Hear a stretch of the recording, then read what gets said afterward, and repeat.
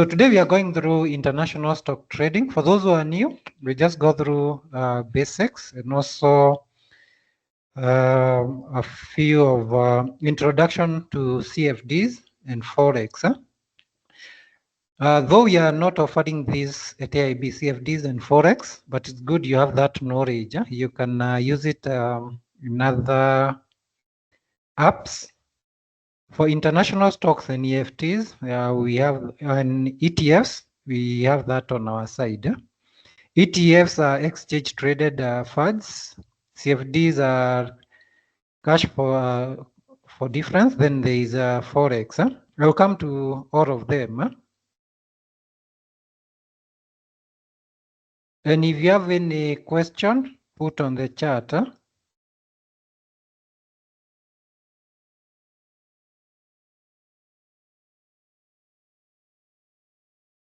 If you have any question, you put on the chat.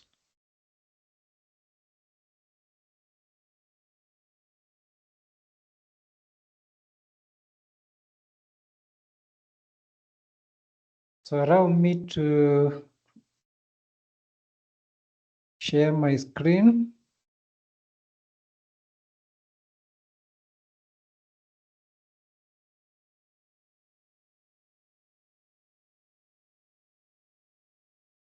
So let me share. So today we are going through mastering international stocks. ETFs. ETFs are exchange traded funds. Then we have CFDs. These are contract for difference.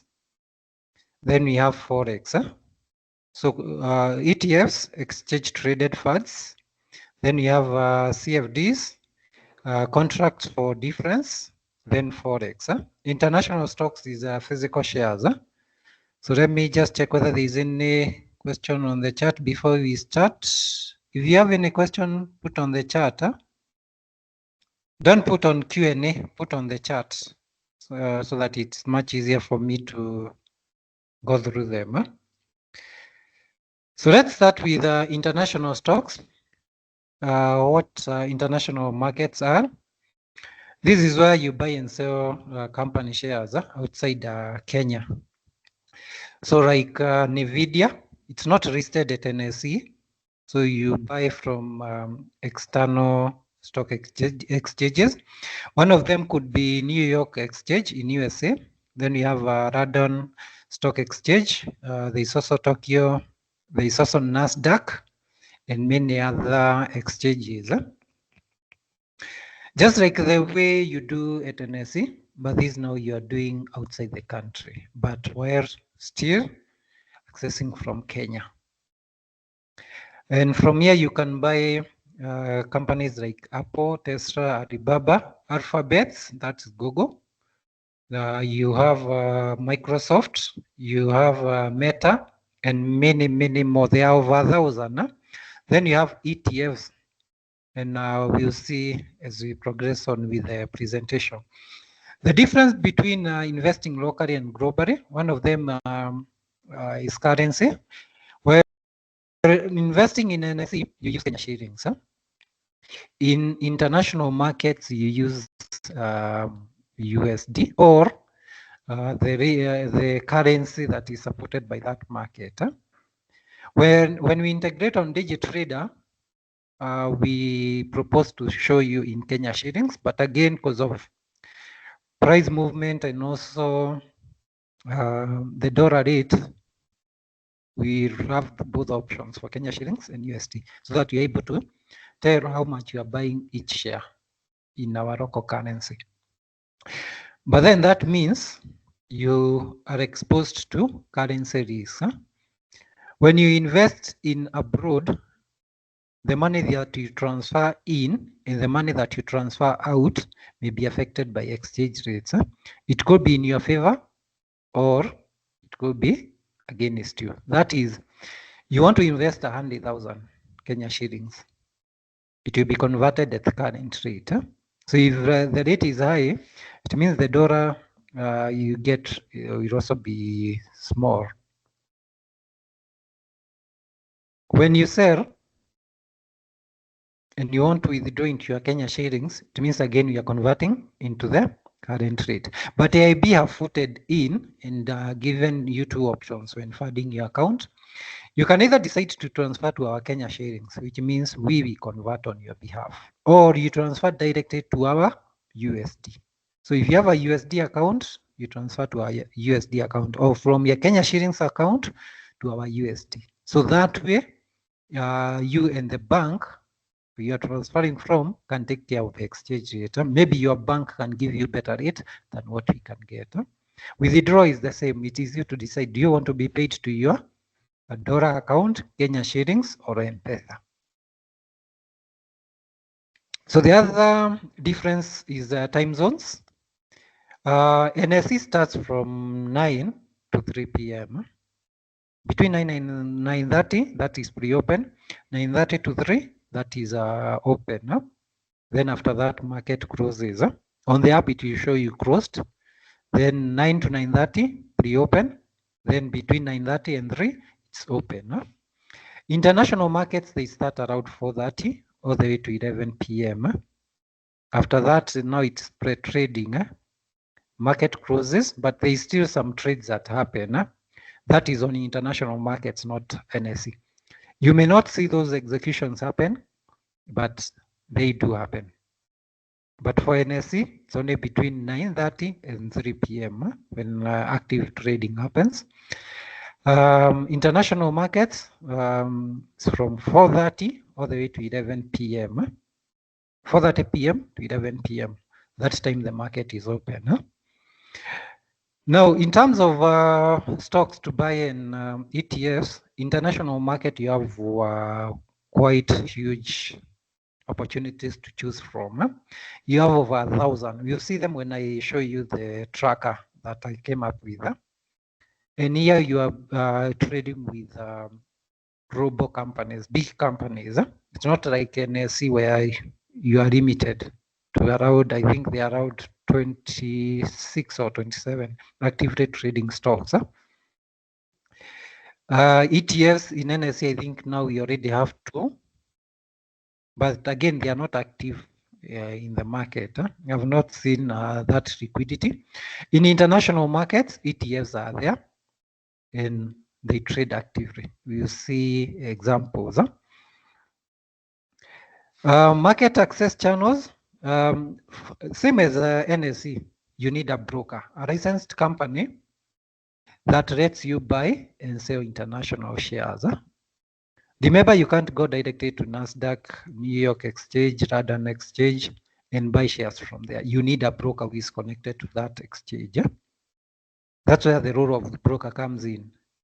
They collect money from you, pick orders from you, execute in the market, settle on your behalf. When you sell, they receive your settlement and pay you. They're the ones who are mandated with managing your account. If there is any changes, that applies both international and also NSE. Now, stock exchange is where the actual trading happens. That's where the trading system is. We have New York Exchange, NYSE. We have NASDAQ. We have London Exchange. We have Tokyo, and many other. So that's the role of stock exchange. So the broker will connect directly to stock exchange to trade. Then you have a custodian.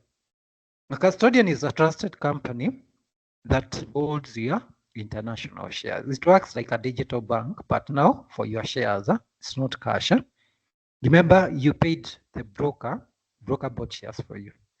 Broker will pay custodian the money to pay the person who sold you. Then the custodian will move the shares from the seller to your buyer's account, to you as the person who is buying. So that is the role of custodian. Transferring shares from the seller to the buyer and transferring money from the buyer to the seller through the broker.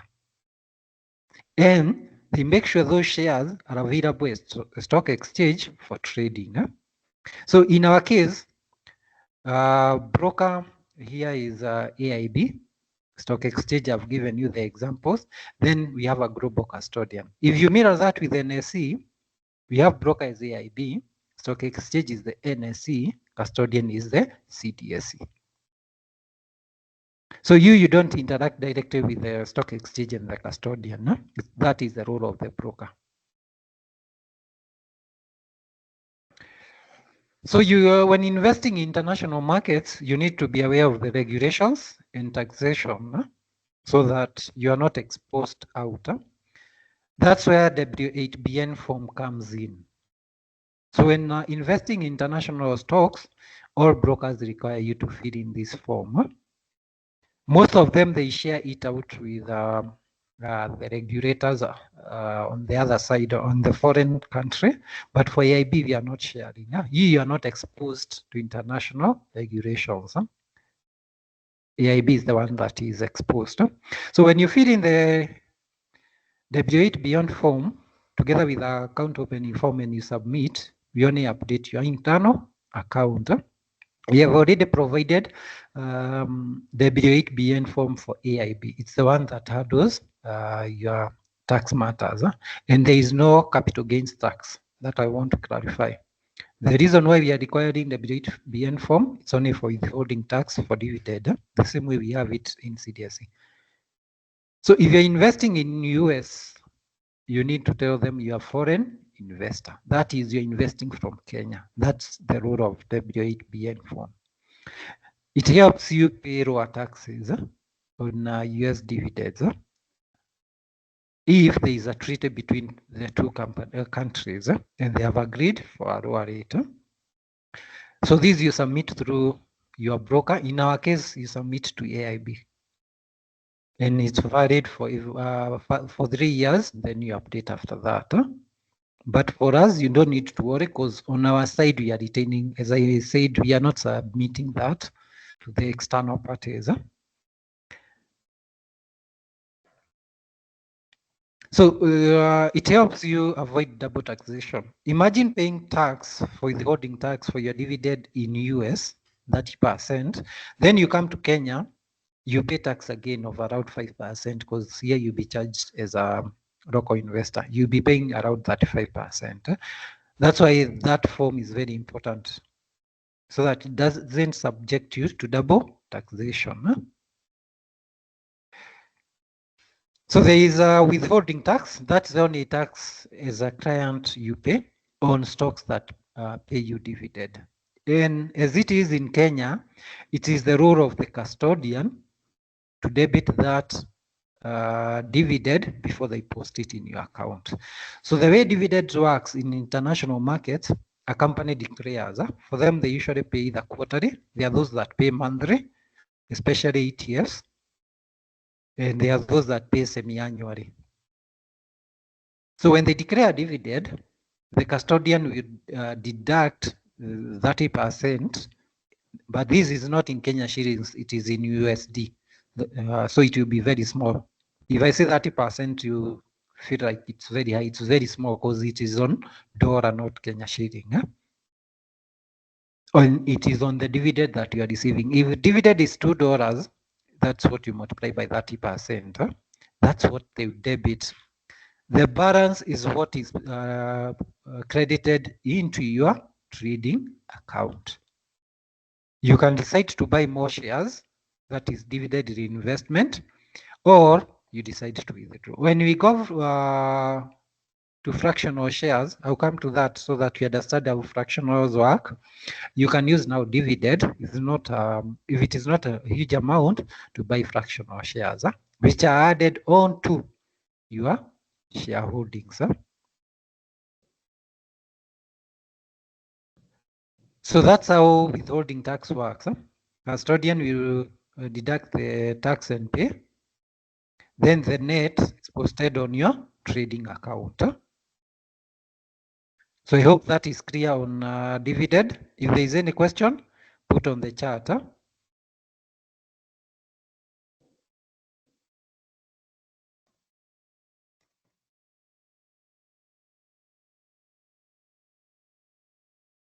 If you have any question, let's put on the chat. Let me enable client to join in without my moderation.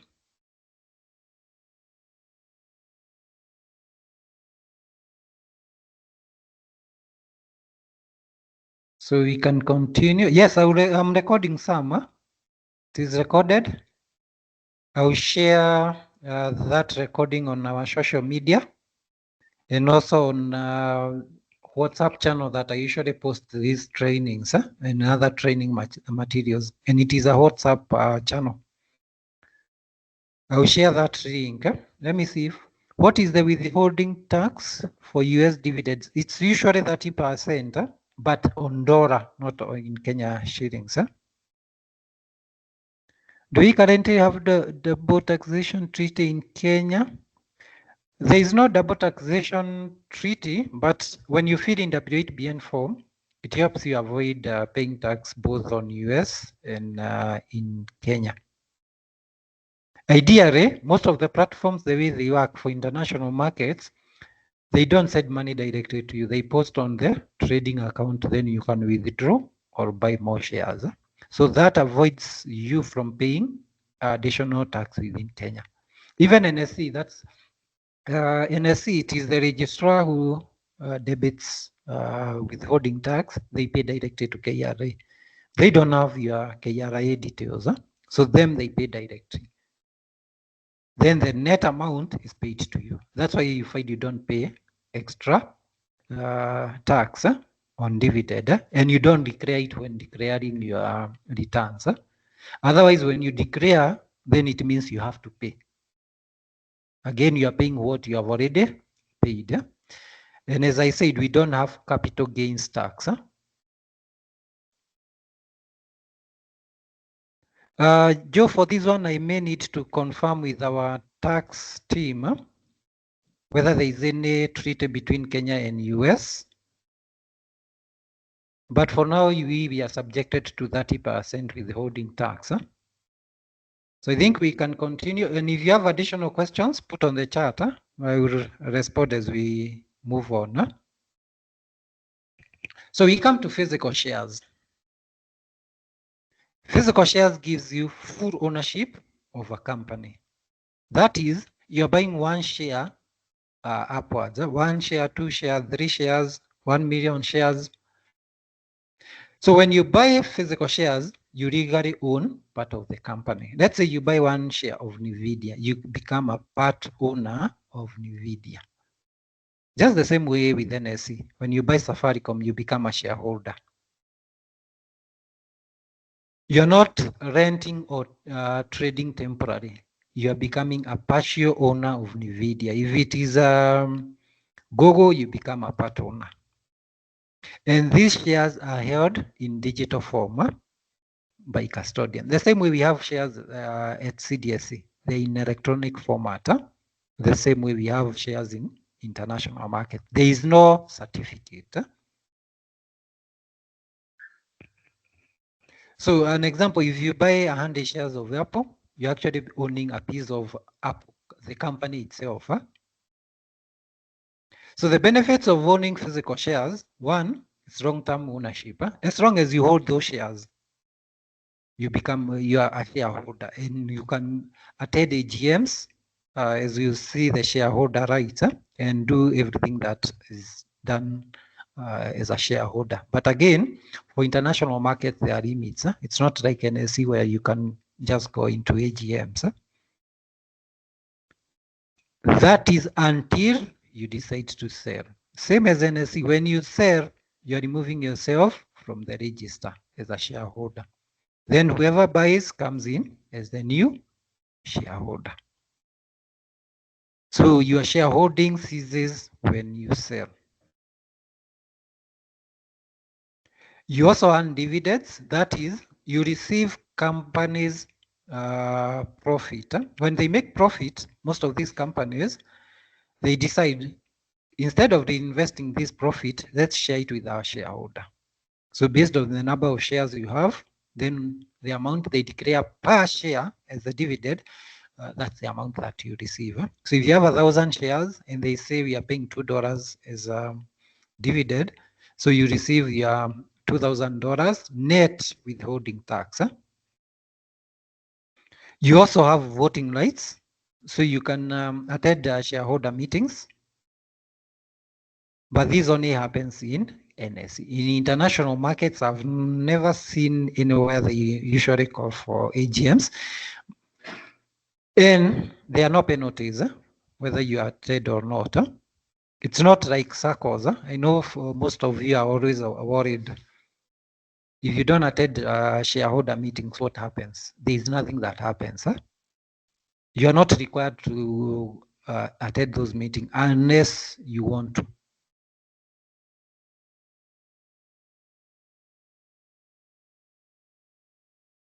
You also have direct entitlement. That is, if the company is acquired by another company, then you're supposed to receive the benefits. There could be payouts. Or if the shares are converted into now the new entity, you're entitled for the shares in the new entity.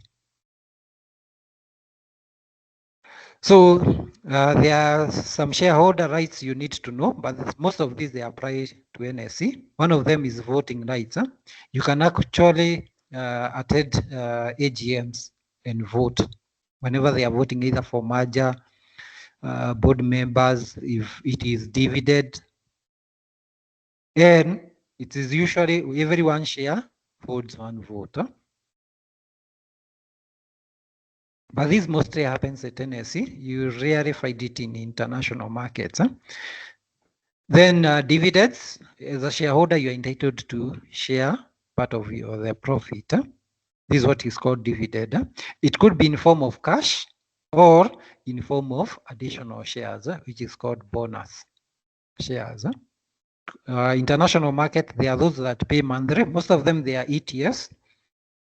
Then we have quarterly or yearly or semi-annually. And again, not all companies give dividends. Most of them, they invest dividend, and they could decide, instead of giving cash dividend, let's give bonus shares. Or if they don't give you bonus, they decide, let's reinvest the dividend for the growth of the company. That then means price appreciation. Most of those are called growth stocks. Then there's AGMs. You're entitled to AGMs, but again, it's not mandatory. It's not like AGMs for SACCO where you're told if you don't go, you'll be penalized. So that's on physical shares. Let me see if there's any question as we continue. Can we trade international stocks through AIB? Yes, you can. We are starting with a minimum of 100,000 for physical shares for now until mid-September when we integrate with DigiTrader where you can buy fractionals. So for now we are selling physical shares where you can buy from 1 share upward with a minimum. We are starting with 100,000. That's around $770. And the reason is that's a reasonable amount where you can make gains. But once from mid-September, you'll be able to fund any amount and buy even fractionals. We are coming to fractionals in the next screen so that you understand how fractional shares work. Is the W8BN form to be requested from your broker, or is it a requirement that the broker provides it as you open account with them? For AI, if you already have an existing account for NSE shares, we only require you to update that and provide W8BN form because it was not requested when opening account. If you don't have an account, you just fill in our account opening form for AIB. Then you also fill in W8BN form and submit via email to us. We'll open that account for you and also update your W8BN form as part of the attachment. But these details are never shared with our partner, the one we are working with on the international front. That's for our own record keeping. Remember, you as the client, you're not exposed to international market regulations. That's why IB came in and decided, instead of exposing clients out, let their details sit on our side. Unless it is required by regulation, we provide your details to the party. That's the only time we can provide. So then how do you buy, hold, and sell physical shares? In terms of buying, you're required to use an international broker. Remember, when you go to an international broker, you don't have access to them. Most of them, they don't have offices here.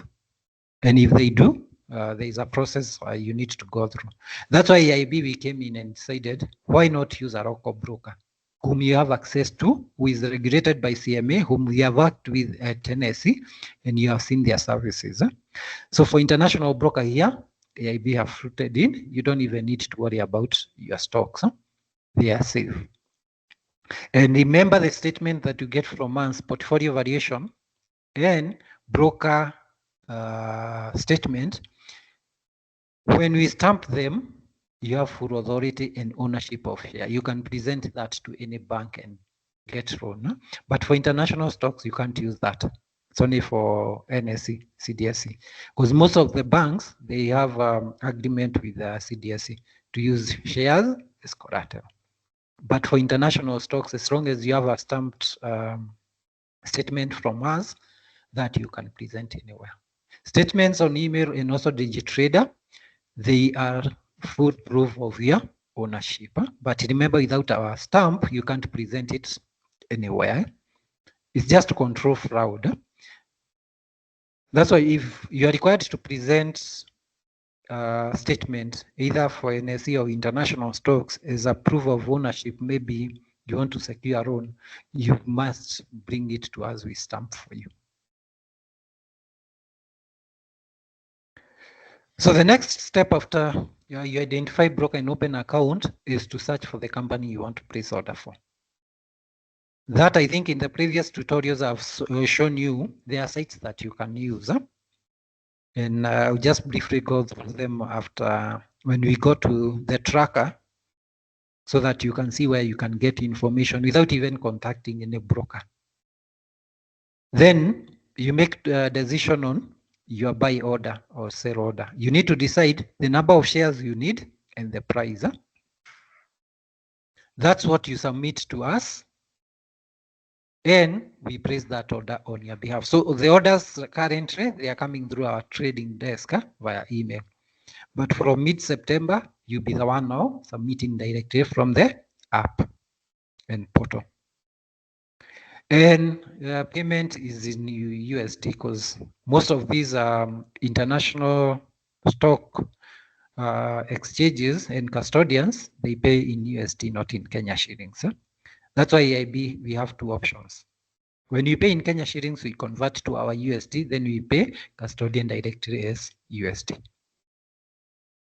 In terms of holding shares, so when you buy, you hold on to those shares.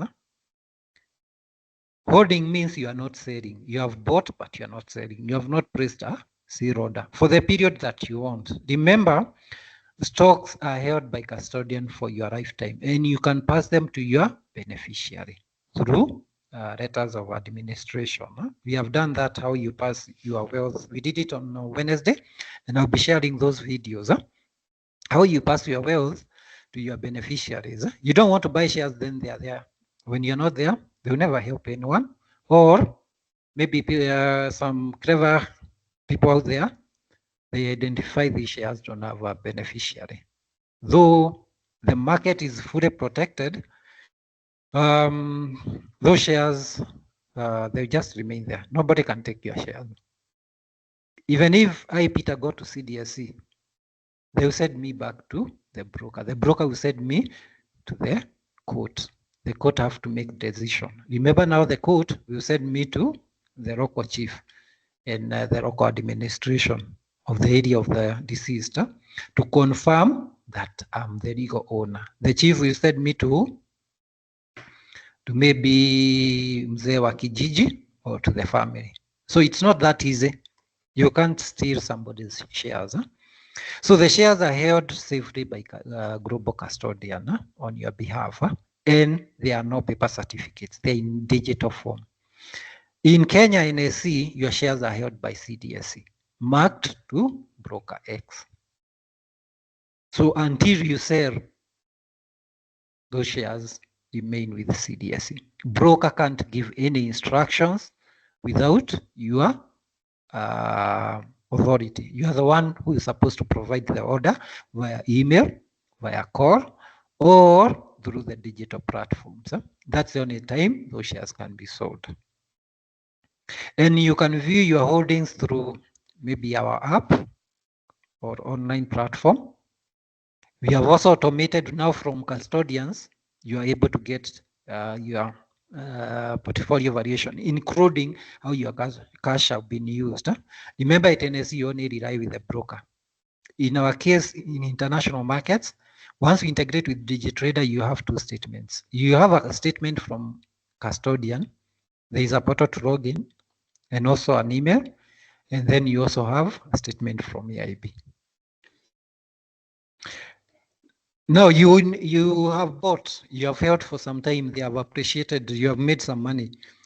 You want to withdraw. Remember, the profit that is shown on your account, you can't withdraw unless you sell your shares, both NSE and international markets. That's where selling comes in. Again, the same way you submitted your buy order, you submit a sell order. You need to decide the number of shares you want to sell. Maybe you don't want to sell everything, you just want to sell a part of it. Then once the sale order goes through, you request the broker to pay you in whatever mode you need to be paid with. So that's on buying, holding, and selling. And the same analogy applies at NSE. We come to fractional shares. Before I go there, let me see if there is a question I can pick. And if you have any question, just put on the chat.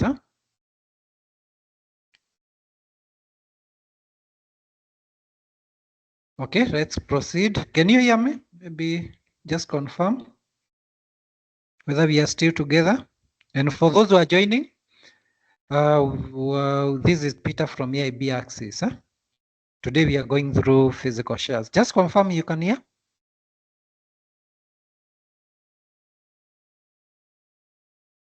Looks like the chat is too quiet. Well, you can show me with. Okay, let's continue. It's because I can't see questions on the chat. That's why I'm worried. Okay, let's go now to fractional shares. We have seen physical shares you are buying from one share upward. What if you need a fraction of that share? That is, instead of buying one share, you need a 0.1 of that share. It's available and it's coming now on DigiTrader in September. Fractional shares is less than one full share. You can invest small amount instead of buying whole share. Let's take an example. NVIDIA, it's costing around $170. If you had convert in Kenya shillings, that's above 10,000. If we say we are providing that, only a few of us will be able to buy shares in international markets frequent. So fractional shares now allows you to own a piece of NVIDIA 0.1 times its current price. It's $171. So you pay $17.1 to own a piece, a 0.1 of NVIDIA. So here you're not owning full share, you're owning a fraction. And you can continue buying that fraction until you reach a full share. It's converted straight into one share because it is adding on to your balance. So a good example, if one share of Amazon costs, let's say $2,000, this is just an example, this is not the current price. Then you can buy a 0.1 share, a 0.2, a 0.5, a 0.7, 1.2, depending on the amount that you have put. So if you are buying a 0.1 now for Amazon, you just pay $200. And I've given an example. Even a share that is costing, let's say, $70 for one share, and you just want a piece of it, 0.1, you just pay $7 plus the commission. The advantages of fractional shares, they allow you to buy stocks that are not avoidable. You don't need a large amount of capital to buy those expensive stocks. Huh? Then diversification on budget. You can spread your small investment across many companies. Huh? You can buy a 0.1 of Google, 0.1 of Tesla, 0.41 for say Meta, and you still get the benefits other investors are getting. Yeah?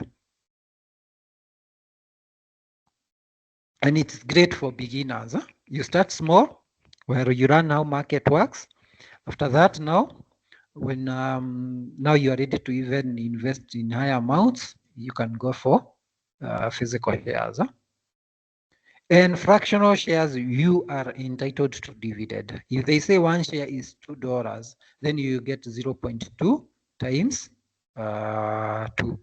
So you get around $0.2 as your dividend. And when it is posted on your account, you can reuse these dollars that have been posted to buy another fraction. So you can buy enough shares that gives you some good dividend that you can use to buy another fractional share. And that helps you grow your portfolio over time. It's the same thing we had in NSE where we had odd lots and normal lots. Huh? So fractional shares here are odd lots. Huh? Where you could buy 1 to 99, but as of today, we have changed that there is no limit. Huh?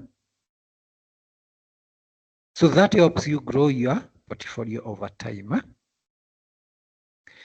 Disadvantages, fractionals, it's not easy to transfer from one account to another. It's not that easy. It's not like physical shares. Huh? You also have limited rights.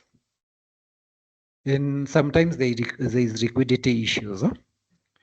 Liquidity means if you want to sell, you don't have a buyer for that 0.1. Huh? So it may take some time for your order to execute. Huh? And also price spreads, you might find there is a bit huge, which again translates into the cost that you pay. Then dividend may be very small. We have seen it's a 0 point something dollar. So you may need to accumulate more dividends for you to be able to buy the next fractional share. But again, it's worth it because you can decide I'll be putting my small amount, maybe weekly or daily, buying those fractional. Remember, they are accumulating into fraction to a full share. So before we go to ETFs, let me see whether there is any question on fractional shares. Does AIB offer access to other Africa exchanges? Another stock? Yes, we do. AIB is owned by Access Africa, Access Group in Mauritius. Then they have access to all exchanges within Africa. So through our Access Group, you are able to do that. Even our partner, the one we have international stocks, you have access to most of the global exchanges. So AIB is giving you access to NSE, Africa, and also other exchanges. We also have other partners within Africa we work with, like Tanzania, we have, Uganda, we have. So it's all about which stocks you need. You just talk to us, we'll connect you. Which are the highest dividend paying US stocks? An example of recent dividends. I will show you. Actually, just hold on. When we go to the tracker that we created some time back, I will show you the site where you can get dividends even for ETFs. So let's continue. We come to ETFs and how they work. ETFs are exchange traded fund. Most of you are conversant with money market fund or a fund. If you have ever invested in Mari, and I think there is a new one, I can't remember the name that Safaricom brought in. They are similar, but here they are trading at exchange. So basically what happens, a fund manager have a fund they want to list. They list it at a exchange so that people can buy into that fund.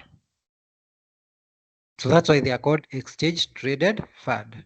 Fund from a fund manager, they are managed by, most of them they are managed by a fund manager. Traded, that is, it is trading somewhere. You're not putting money, then fund manager goes and buys from elsewhere. It is you trading from it, but it's trading where? In an exchange. So you are buying directly from exchange, a fund. It's a basket of different stocks, boards, other assets bundled together. Just take an example of fruits. When you go to buy fruits, you have an option of buying mangoes, bananas, oranges separately. Those are physical stocks or fractional shares. You are buying individual shares. ETFs is where now these fruits are put into one package, tied into one, you are sold as one unit.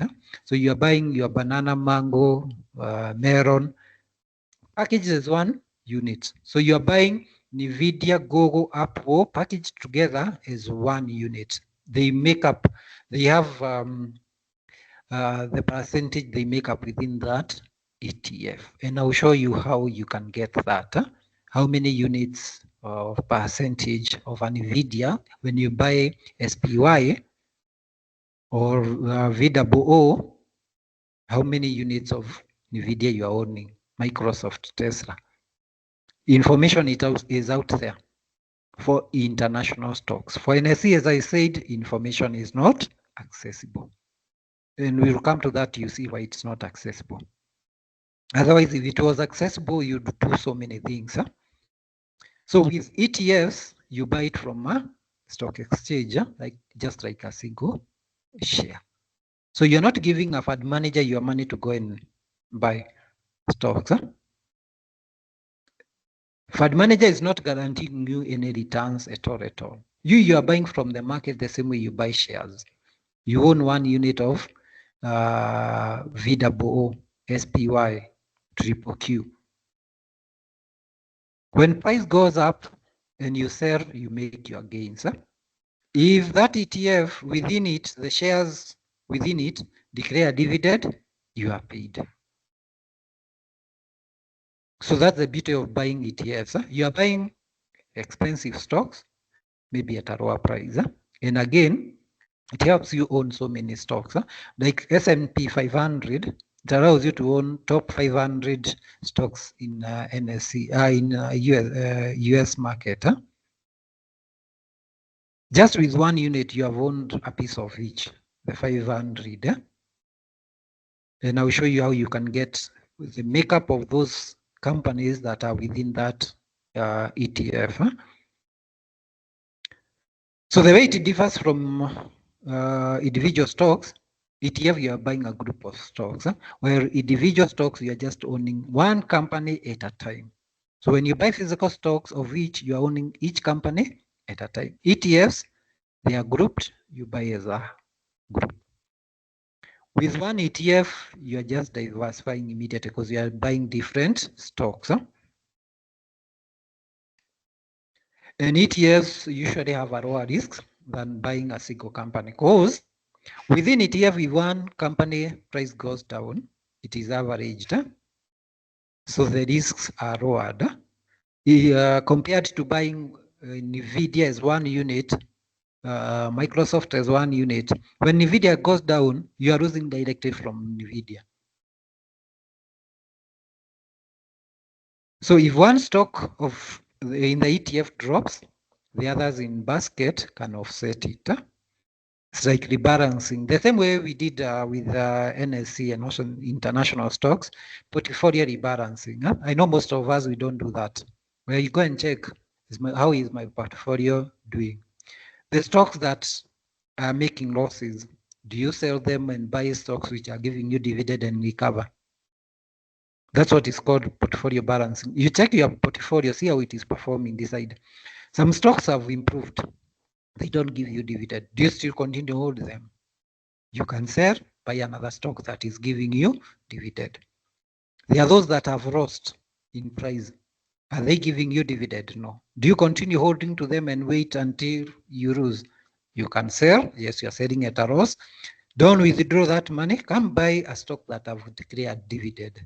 Recover that loss with the dividend and you reinvest. Then you continue as if you never lost. Now for ETF, it is automatic because that stock is still within, but there are stocks within that ETF that are appreciating in price. So they offset the price drop of one stock. So there are different types of ETFs. There is index-based ETFs. These tracks are popular indexes like S&P 500. They track top 500 US companies. And a good example of S&P 500 is SPY ETF. There is also VOO, which is also S&P 500. So there are two of them. So when you're buying, make sure you know which one you're buying. So for S&P ETF, it follows the S&P 500 index. There are those now that follow sector. They are called sector-specific ETFs. They focus on one industry. It could be technology, it could be health, or energy. Like an example is XRK for US tech stocks. That contains stocks like Apple, Microsoft, and other tech stocks. I will show you when we go to that site where you can get that information. Then there is the semantic or innovative ETFs. They focus on future trends. It could be AI, robotics, green energy, cybersecurity, and other trends like bots, that's for robotics. Then there is ICRN, that's for green energy ETFs, and the others. So the role of ETF one is diversification. So you buy different stocks, so you spread your risks. We have said in the previous presentation, one stock loses in price, it's recovered by the other stocks that are within that ETF, which have gained in price, or if they are giving dividend. So instead of you picking individual 10 tech stocks, you can just buy one tech ETF, like you go and buy one XRK. It will contain now those 10 plus more tech stocks. So if one loses, again, you don't lose because there is that averaging within the ETF. As opposed to when you're buying each individual stock and one loses, you are actually losing directly. But that does not mean you don't buy individual stocks.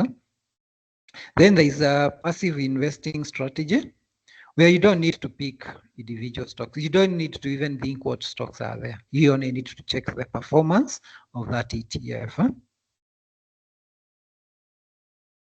So ETFs, as I said, they are automated to track indexes and themes. They are not manually managed by the fund managers. Fund managers, they list them to exchange for trading. And most of them, they come with lower fees. Why? If you buy individual stocks, if a stock costs $1,000, you are paying cost based on that $1,000.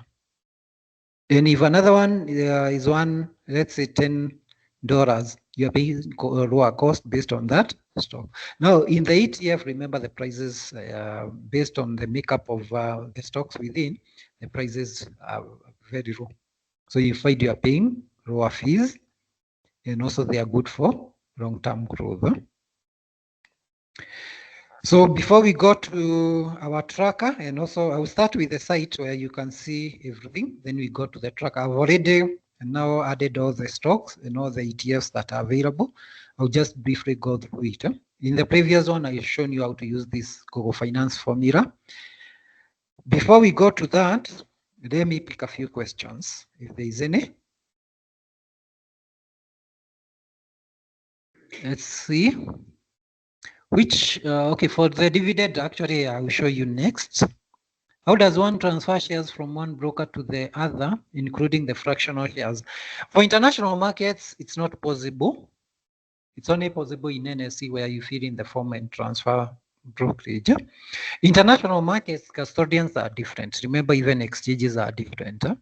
You have to sell from that broker, withdraw, go to the other broker, buy back.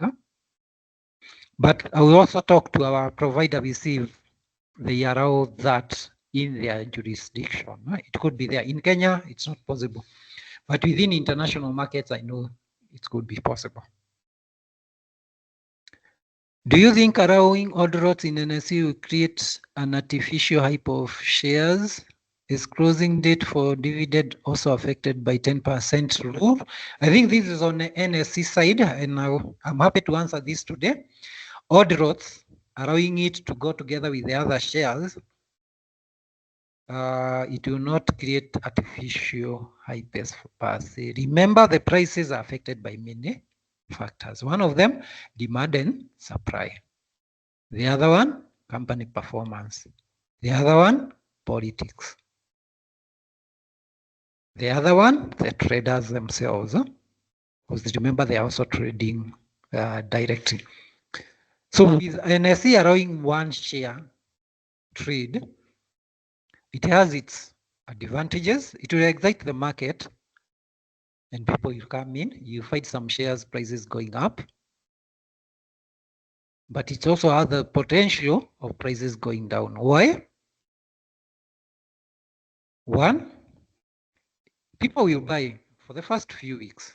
They realize if I buy one share, the dividend I'm getting is very small. So you lose that hype.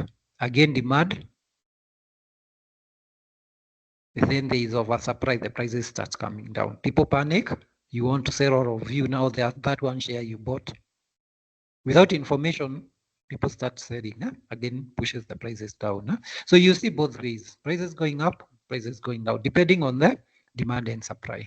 But again, as I have given this example, if somebody comes and places 1,000 shares, I want to sell. Remember, there is no limit. NSE rules doesn't allow me to say I need to set it as a 1,000 block.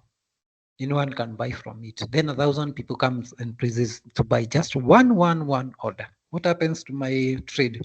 I will have small executions. Small executions. And each execution has its commission. Will that affect your charges? We still want to see by today. I don't want to disclose these array, but we'll see at the end of the day, because we don't want the market to have a ripple effect. Where yes, we have around one share, then from Monday, the market crashes, or even today. We have seen where the prices have started to move up for some counters and also bridging the spread. I will explain the spread when we come to Forex and also CFDs. Spread is the difference between the bid, the top bid, and the ask side. You see the top price on the bid side on the market depth, that top price, and the ask side, the top price, the difference between the two. We have seen it narrow down. That means the cost is also narrowing down of owning those stocks. That helps you when owning those expensive stocks. The spread will be narrowed. Their spread is usually high. If you find the top bid, let's say it's 300, then the top ask is 450. You see that 150 shilling, that difference, the cost you pay as the levies and commission is high. But now with one share, more people are willing to sell, and you find now the 450 goes, let's say, to 400, then the other one goes above, then there is a minimal spread. That translates into liquidity because now you are able to buy and sell. So that one share may help that, but again, on the broker side, it has some effects, and hopefully our systems, both NSE, CDSE, and broker systems, will be able to handle transactions. I know it will excite the market. And I saw today NSE saying they are targeting 9 million investors to come in, each buying one share. That is 9 million transactions. Excel, CSV, text file can hold how many transactions? So how will the broker update your account? So those are some of the challenges which we expect. But on the IB side, we have automated some of these transactions, so we won't be worried a lot. But hopefully you as a client, you won't complain you're getting so many emails again because you need a statement and a contract. So again, there are 1,000 order. Those are 1,000 transactions. Will this person receive 1,000 emails? He's a fund manager. What does he do? Yes, we said a summary contract. But then when you want to, let's say because there are sometimes you find there are mistakes and you need to reallocate to another account. How will that be done? So those are some of the challenges that we expect, but they are teething issues. With time, I think NSC will renovate and CDSC. So if there are any challenges, please don't blame the broker, not just AIB or the brokers. Don't blame them. The buck stops at NSC because that's where the trading platform is. We only submit the orders. I've seen whenever there is an issue, client will complain to the broker. Until you understand the issue is actually not from the broker side, it's from NSE side. There are some positives I've seen, like stocks which have stagnated for some time, like Akina Eveready, they have started appreciating in price. Hopefully it doesn't give advantage to the people who have amassed those stocks, because they wait for price to go up, they offload their shares. Then we are left with the one share of Eveready. But then you as a client, ask yourself, if I buy one share of Eveready, how does it help me? Eveready doesn't declare dividend. So you wait until that share goes to 100 shillings. Unless we are saying buy one share but keep on adding more. I think that will make sense. Where we are telling client, yes, buy one share, but keep on adding. And don't sell, keep on adding, accumulate. When they reach enough shares and you have made enough profits, you can either decide to sell or hold in eternity. Closing date for dividend stocks affected by 10% rule. 10% rule is valid during the trading cycle of any stock apart from ex-dividend date. That is 1 day after book closure. If closing date is today, which is book closure, tomorrow that 10% rule doesn't apply. That's why you find prices crashing down, because you can put any price. And that day we always advise, don't put market order, because we are telling the market go and pick anything. Even if the share costs 100 and there is an order to sell, to buy at 1 bob, your order, if there are no other order above you, to come and clear. That is the risk. That is on ex-dividend date. 10% rule doesn't apply. Or when there is cautionary information for any company. When they are announcing results, that day they are announcing, 10% rule doesn't apply. That time, as a buyer, you can take advantage. As a seller, you can also take advantage by first viewing how the market works in the morning. Let's say you want to sell, and you go and see somebody have placed an order to sell at a high, to buy at a high price. That time you can release, but also check whether there is somebody who is buying at a lower price and there are no other orders above it, because that is the risk. Does the app trade any other stocks beside local stocks? We are bringing that in September. That's what I said about fractional shares. For now, we are dealing with physical shares between now and September. But once we integrate on our app and portal, you buy everything on international stocks and NSE. ETFs, for NSE, I think it's only 2 ETFs. But once we integrate, it is also coming to DigiTrader. Does foreign stocks also charge the 2% to buy and sell? No. For international stocks, the commission is 0.8%. And I'm coming to the reason why we are doing it. I know there are people who have said there are brokers who tell you commission free. We are coming to that. We see whether it is commission free and why IB opted for commission. We will disclose our prices, our cost, because we are bound by the regulations, CME regulations. We are supposed to disclose that to you. So the cost and the fees for buying and selling shares is 0.8% commission. Then on the custody side, custody is charging 0.2 on your holdings. that you don't pay upfront. It is deducted on your stocks by the custodian. 10% means, let's say stock opened at 10 bob today. The highest price you can put is 10% of that, which is around 11. So you can't put beyond that. If you are on the sell side, on the buy side, the lowest you can go is 10% down, which is around, 10. If it is 10 bob times 10 over 100, yeah, that's 1. So if you minus 1, the rest you can go is 9. That's why when you're pricing, you see price bad. When on the limit orders, it tells you can put between this price and these. That is the 10% rule. When it is removed, then you're not limited. You can put any price. But remember, forces of demand and supply. You must match supply for you to buy, or if you're selling, you must match a willing buyer. Let's go back to our presentation.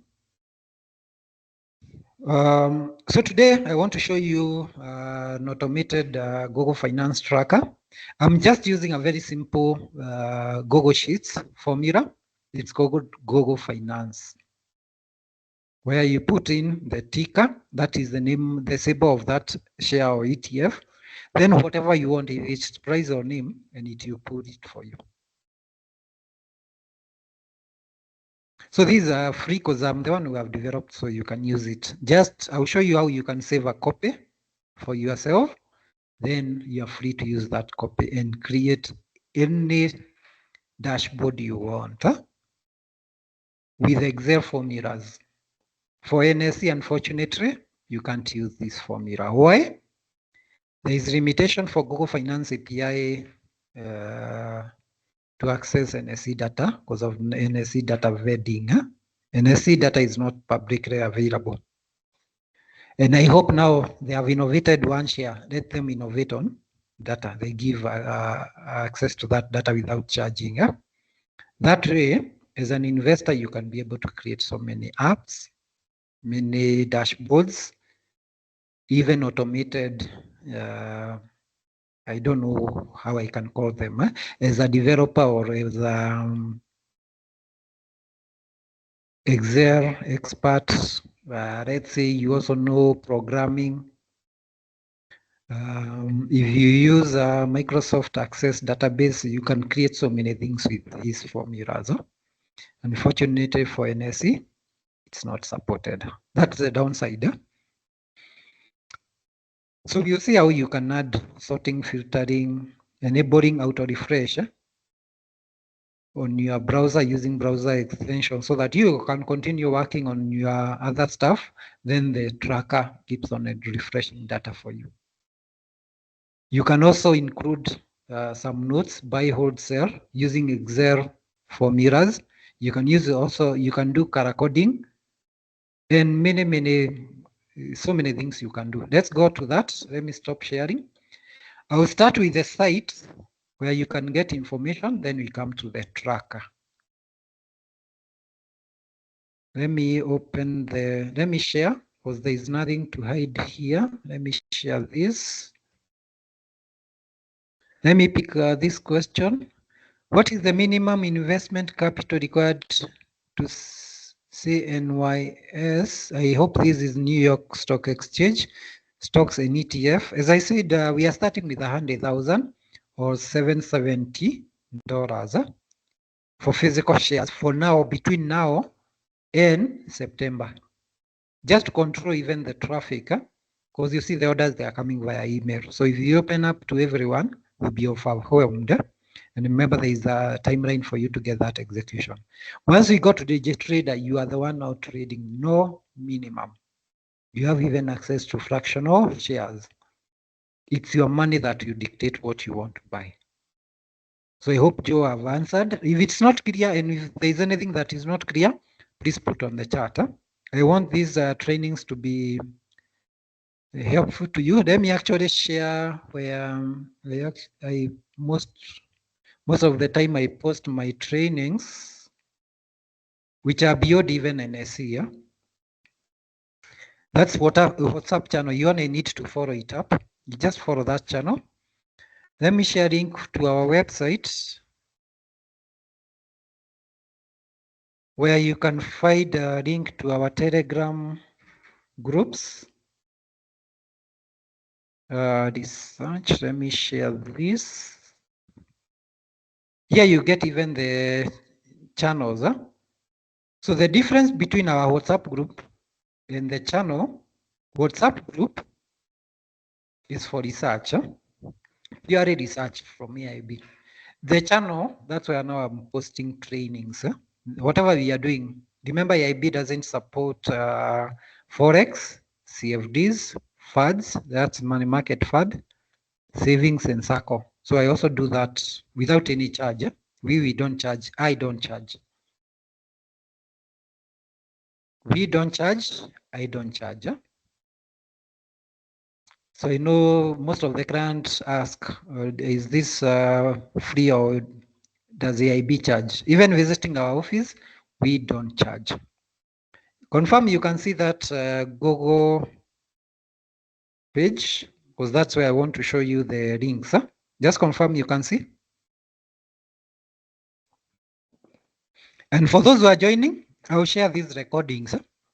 And you're free to reach out to me on my WhatsApp 0723384775. That's my WhatsApp number. It's also on this presentation, which again I will share on those channels. So let's first go to our site. It's called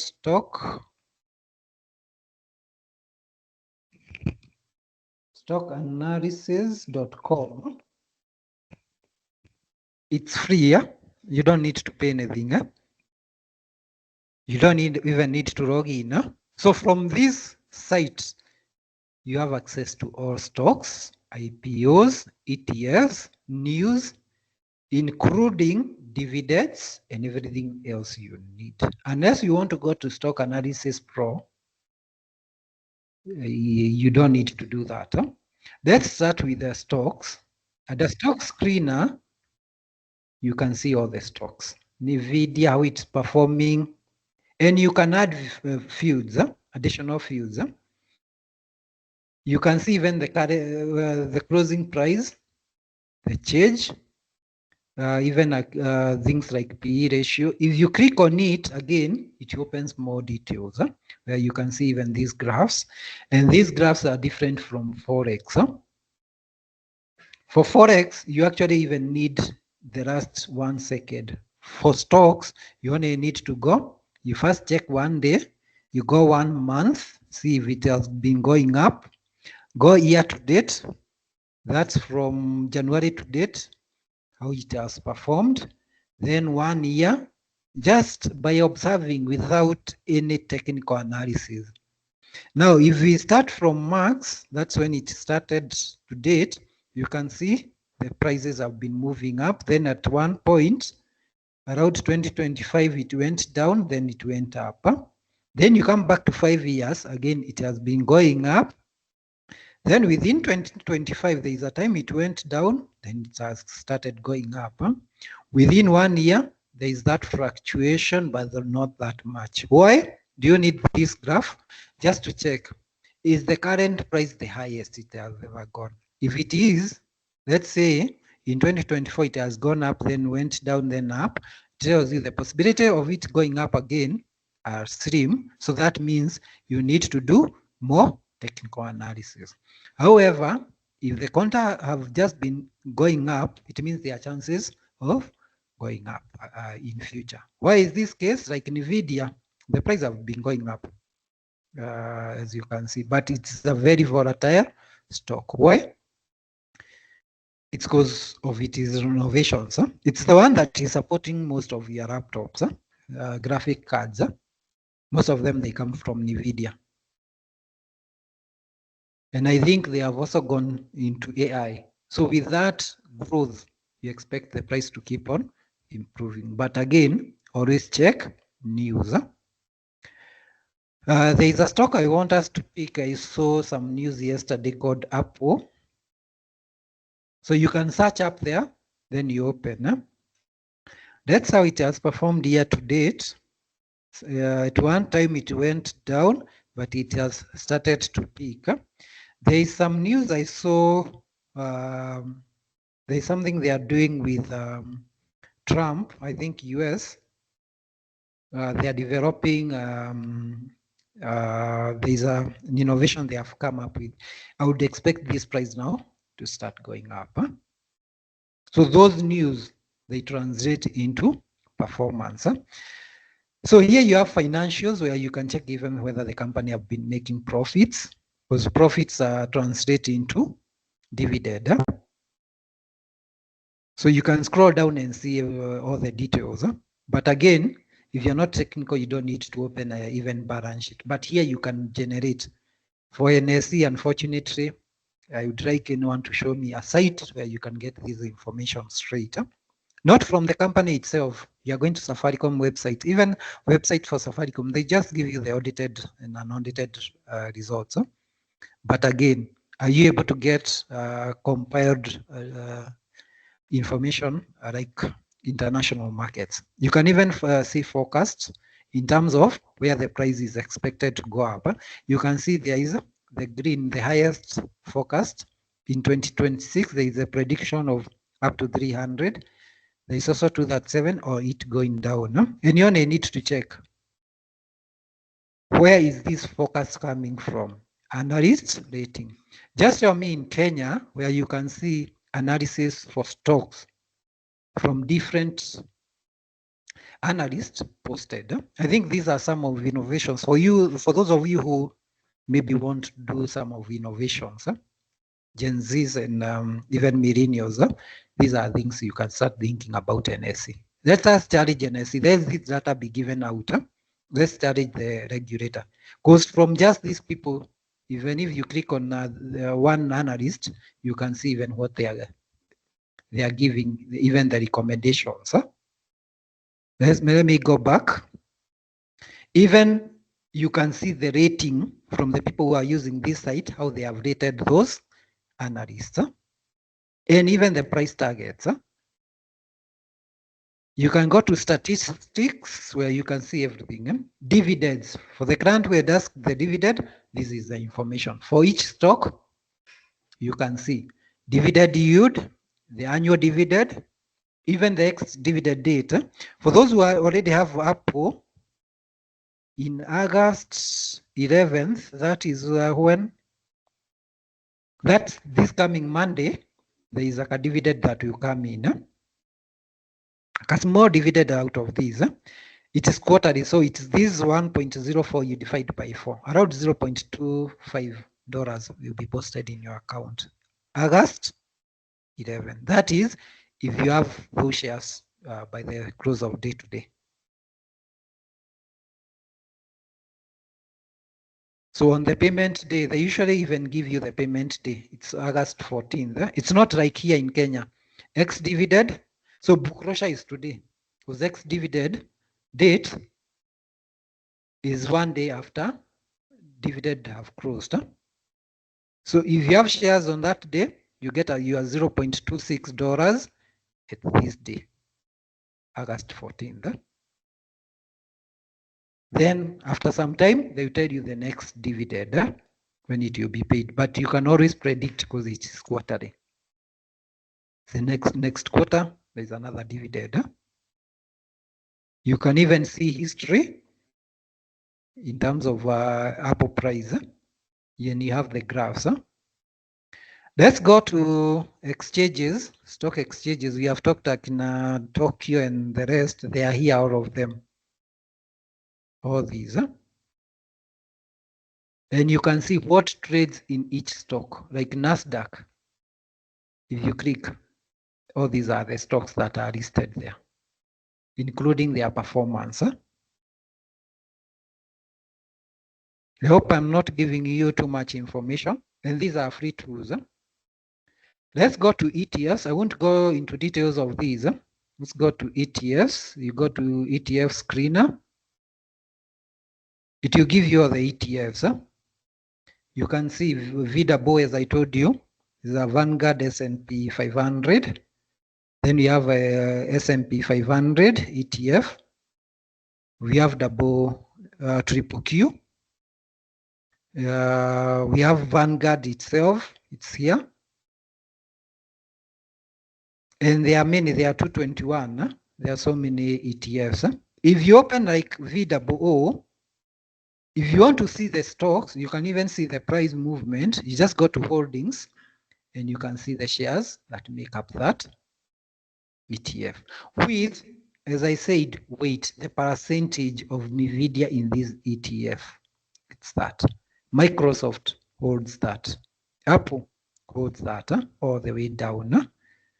It is given top 25, but there are so many stocks within it, 508. And you can see makeup in terms of sectors that make up this ETF. That is VOO. Let's see S&P 500 because they are the same ETF. They track S&P 500. Let's see. Again, the prices are different. The holdings, how many are there? Let's see here down, allowed 504. Again, same stocks with different weights. And they give dividends. Again, annual dividend like for S&P 500, that's SPY, dividend is $7 annual. Quarterly again, and you can see the next, already they have closed the dividend. We expect the next one now maybe in a few days to come. Same amount posted in your account. But look at the price. Let's compare that price with VOO. Let's go to stock ETF screener. If you look, VOO is around 709, SPY 643, but they are holding similar stocks within. Sorry, 581 for VOO. I think I read the assets. Sorry for that. VOO 581, SPY 632.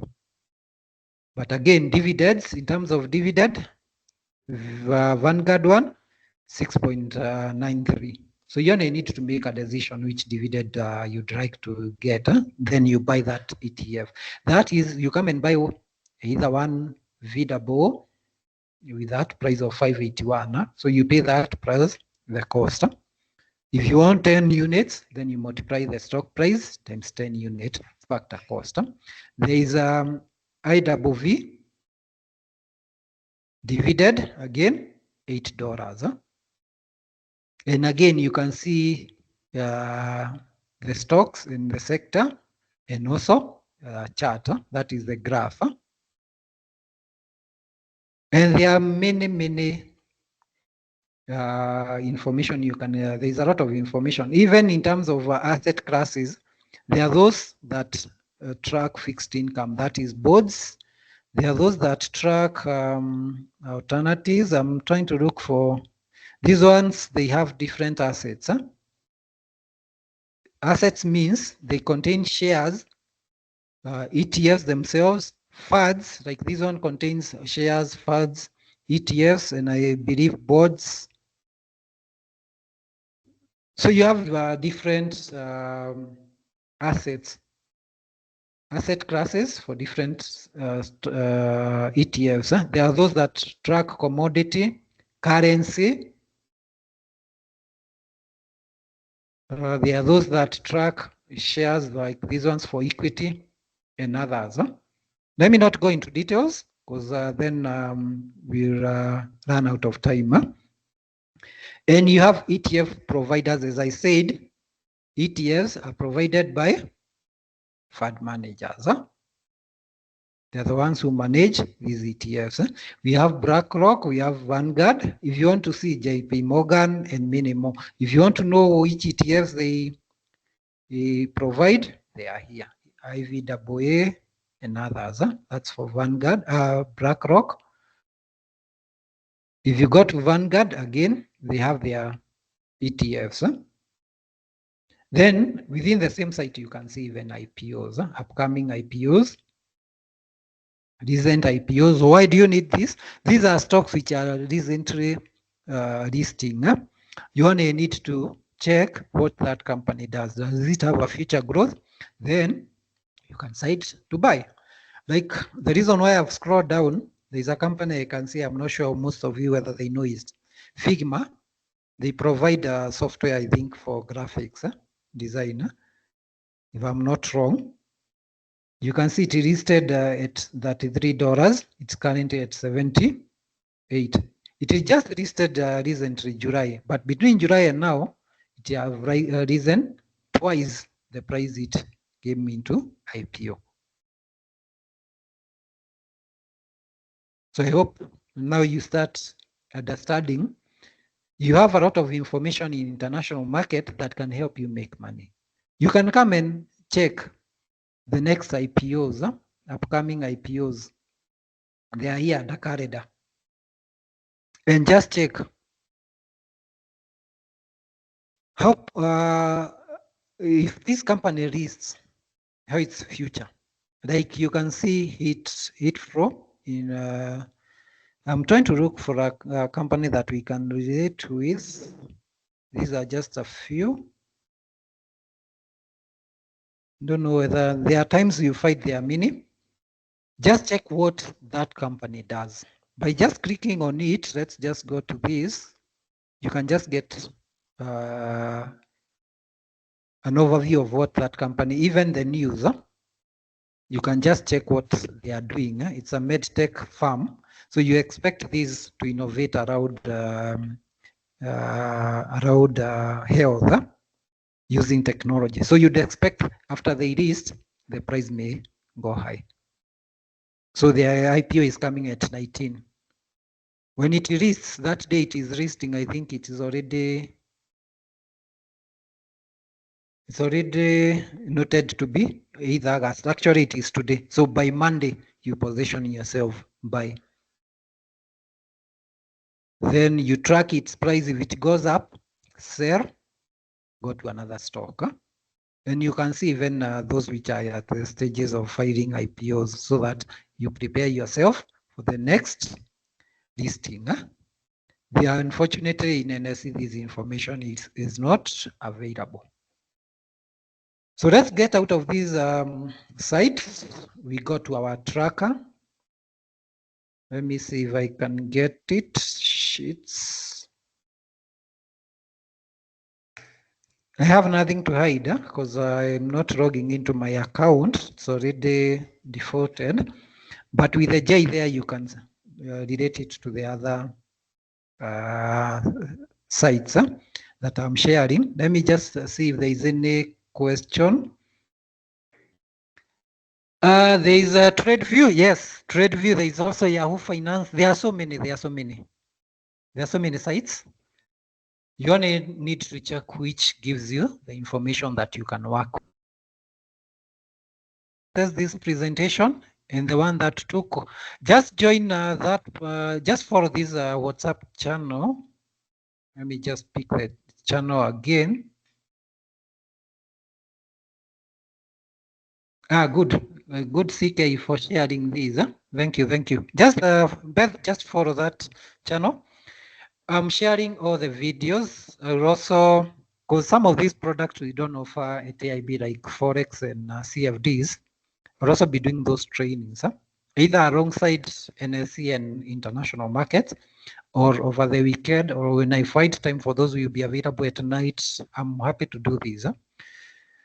The currency is in, everything is in dollars, what we have seen. But with the tracker that I'm showing you, you can easily convert into Kenya shillings. I've done everything for you. You only need to open, refresh. Look at maybe Mauricio Collins, maybe this you can check at your free time because of the time. I'm also looking at the time because Forex and CFDs might take some time because I need you people to understand when you get out with the basics. Now you can decide if you're doing Forex, you already know what to do. How do you buy into IPO for US? For US, I'm not sure whether you can do it from here, but there are processes which are tedious. For NSE, when it is listed for IPO, the company will actually work with the brokers, NSE and CDSE. So there are forms that you need to fill in. You submit to the broker. they submit now to the registrar of that company. When IPO crosses, they do their balancing, they allocate shares. Once they allocate shares, that company now will be listed. All those information will be available to the public. That time, you become a shareholder with a shareholding based on the allocation that will be given. If there is refunds to be given, you'll be given. That is NSE. There are forms to be filled. For international stocks, I think you have to go through their custodian on the other side. And I think the best is to buy the first day it lists, because it will list at the same price. It won't have gone very high. So for NSE, there are forms that will be given. You just need to go to your broker. That's why you need to open a CDSC account early like now through our digital platform, because it's only the form that you request, fill in, pay for it. That's it. The rest you leave it to the broker. All these can be traded via AIB app. They are coming from September. You can buy a full share or a fractional. For now, orders are going through our desk. Just reach out to my WhatsApp. I'm happy to take you through the process. Thanks, Collins, for that clarification. Yeah, it's a regular buy after listing. You can place your buy order, and mostly you find the price have not gone above the listing. And again, you also need to check. If you buy at IPO, then it is, then price goes down. Then you might lose. That's why you wait. Let it list. See the uptick. Also see analysts' predictions. Then you can jump in.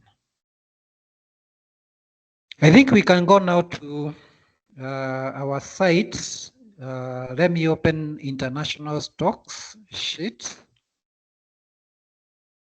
It's loading. So the first sheet you get is the training, the formulas that we did last time.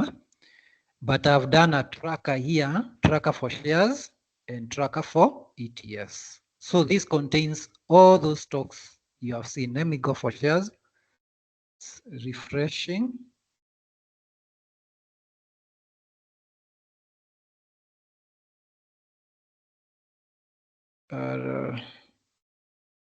Yes, confirm you can see the tracker for shares, because I just want to go briefly through the formula. Confirm you can see the tracker.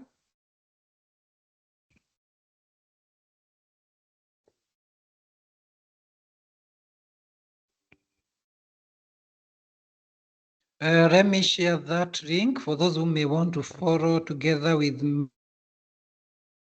me. Let me share this to make a copy. Somehow, just a second. Copy link. Is it copied? Let me share this link.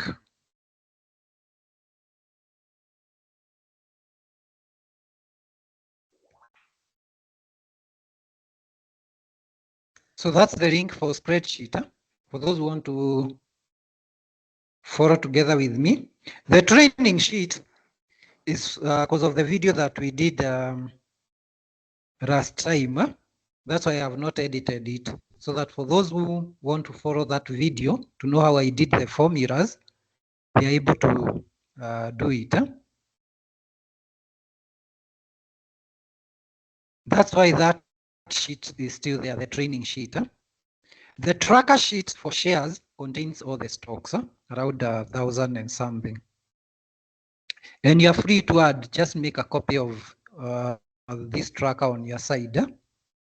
Then it has tracker for ETFs. These are the ETFs which are available.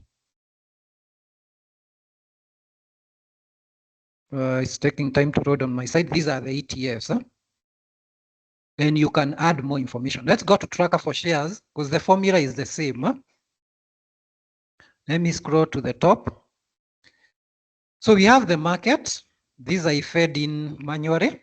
So each stock has its market where it trades.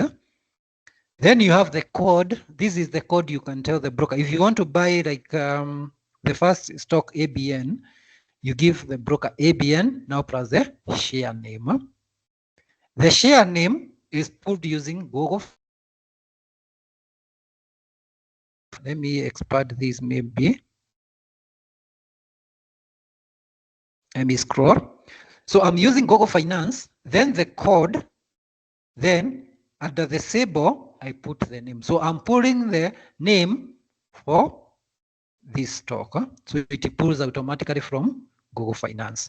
Current price, again, I'm not feeding manually. It's being loaded using Google Finance and it pulls the price. Previous day's price, again, I'm putting using the same formula. The change, I'm now using Excel formula. That is current price minus previous day's closing price. Because then you need to know how the share have performed. Then we scroll, we go to percentage change. Percentage change, now you want to know by what percentage have this share gained from the current price. Because you need to know, has it gone by with a higher percentage or lower to make a decision. Do you want to buy? Do you want to sell? The color coding, I've done it very simple. It is through formatting. Then you come to conditional formatting. You just add your rule here. It's just simple Excel formulas. You can say if it is greater than, then you put the value here. If the figure is greater than this, let's say, if it is greater than, let's say 3, then you change the color to pink. There is no magic I've done, then I click done. Let me go to the formula itself. Let me cancel this so that you see one of the formula, like this one for the blue you can see here. If it checks whether it is a number, this cell, if the percentage is a number, and that cell is greater than 0, that is a positive, give it so that you know these are shares that are appreciating in price. If it is less than 0, then I've put the color to be red. There are no magic. It's just Excel formulas. And you don't need to be technical. You only need Excel skills. Today's opening price, again, you are putting from Google Finance. High, again, putting from Google Finance. Low, again, from Google Finance. Current trading volumes, because you need to know the liquidity. The shares that have a high volume, you know, there is high trading. And I've done freezing so that when you're scrolling, the name and symbol are left intact. You can see market capitation. That is the current price times the number of shares that are offloaded. Then you have price to earning ratio, trading for the last 12 months. That is PE ratio. Again, I'm not calculating. Remember, for NSE, you have to calculate. For international stocks, you are putting from ready data using Google Finance. You're only putting PE. Then earnings per share, again, putting using Google Finance. I just want to go through the formulas so that when you have your time, you're able to create, you just create a copy. I'll show you how to create a copy. Create a new sheet. Now use that to create your dashboard. Company performance. Again, you're using EPS, earning per share, to see if the company is making profit or is at a loss position. Because you don't want to buy a share that is making loss. It will never give you profit. Again, I'm using if formula. If, then I'm using Google Finance to check if B5, that is, let's go back. We see B5, what it is. If the code, so you're using the code for that stock to put its EPS, earning per share. I don't want to use the cell because it's the same thing you are putting here, EPS. If that EPS is greater than 0, it means the company, if it is earning per share is higher than 0, it means that company is making profit. So give me a color green. Again, I'm using conditional formatting. Then I'm saying give me show profit. Otherwise, it is a loss. Then again, conditional formatting red. So you're able to tell if this company is making profit again. There are chances of dividends. So you want to buy shares that can give you dividend. If it is on a loss position, then you do your research. Why are they making losses? Then you can make a decision whether to buy or sell. Then you can see 52-week high, 52-week low, so that you can decide. You can make that decision whether to buy using now the highest it has ever gone for the last 52 weeks and the lowest. Then you compare that with the current price. Like if you look for the first one, the current price is 25.82. In the last 52 weeks, the highest it has gone is 25.9. The lowest is 14.3. So it looks like the current price is the highest it has ever gone. Do you still want to buy? If you look at the second one, again, price is in between the highest and the lowest. So it is within the mid. Do you want to buy? Are there chances of it going higher? Like if you look at the 17th one, AMS, the one that is bluish here, I'm talking about the price level, column R, it is at its lowest at 1996. The lowest it has ever gone is 92.4. The highest is 159. Is it a good counter to buy? Then you can make a decision. Then column S, here you can enter your average price, the price you want maybe to buy at. This is you to add manually. Like if let's say I want to buy at 95, then based on this, if I'm buying the share at this, then there are chances I can make gains. Again, it helps you also gauge if you already have shares and you have the average price, you can come and put your average price. Let's say, for argument's sake, let's say I bought this share at 95. Its current price is 96. So I've made a small gain of 2%. And the Excel, based on my current portfolio, is a hold. So you, in this column U, I'm using Excel formula, if formula. So if you need, if you are stuck when making your decision, just be sure to contact me. So the only thing you add here, you see the column S.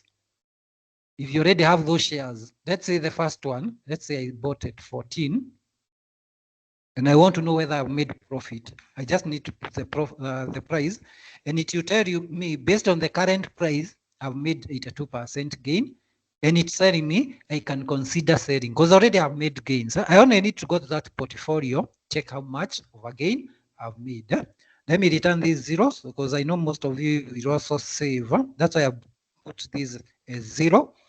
And I didn't give instructions when creating these because I wanted to first take you through, but now I give instructions on which columns you can play around with. So column T and U, the results are based on what you put on column S, your average price. Then you have some spark lines to help you just understand the movement of the stock. These are not things now you can do with NSE stock. Because even these I'm putting from Google Finance. Then I'm using sparkline formula from Google Sheets to draw these lines. It's nothing technical, just Excel. There is no programming. I've not done any VBA here. There are no macros. I'm just using formulas, just formulas. Otherwise, if you have now tech skills in Excel, you can go deeper. That is on shares. Again, on ETFs, the same thing. You are tracking everything that is available for ETFs. Same thing we are putting. If you have bought an ETF and you want to know whether you have made profit. Let's say this one I bought at, let's say 8. It will just automatically give you the codes. But for ETFs, still yet to add color coding for some of those fields.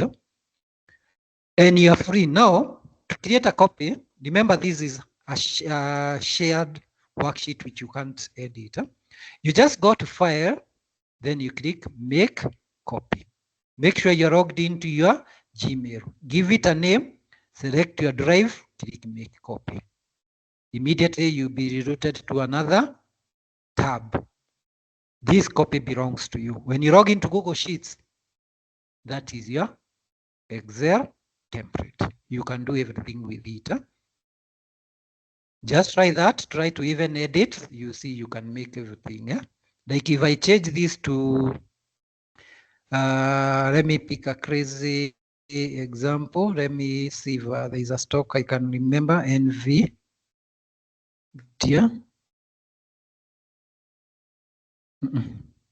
Let me pick a code here.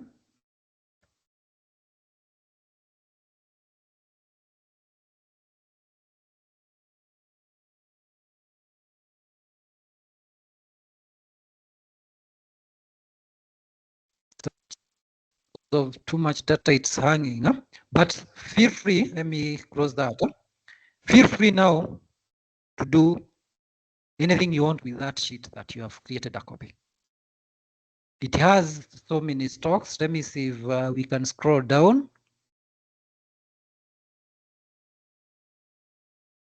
It's hanging on my side. I think it's because I'm doing a lot of work. I have so many sheets. I'm not able to scroll down to the end, but it has everything you can access on international markets. Now, how do you automate it to refresh? You just come to your 3 dots where there is your logo, your profile icon. There are 3 dots just below the closing button. You go to extensions, then visit Chrome extensions. Here there is an extension that you need to add.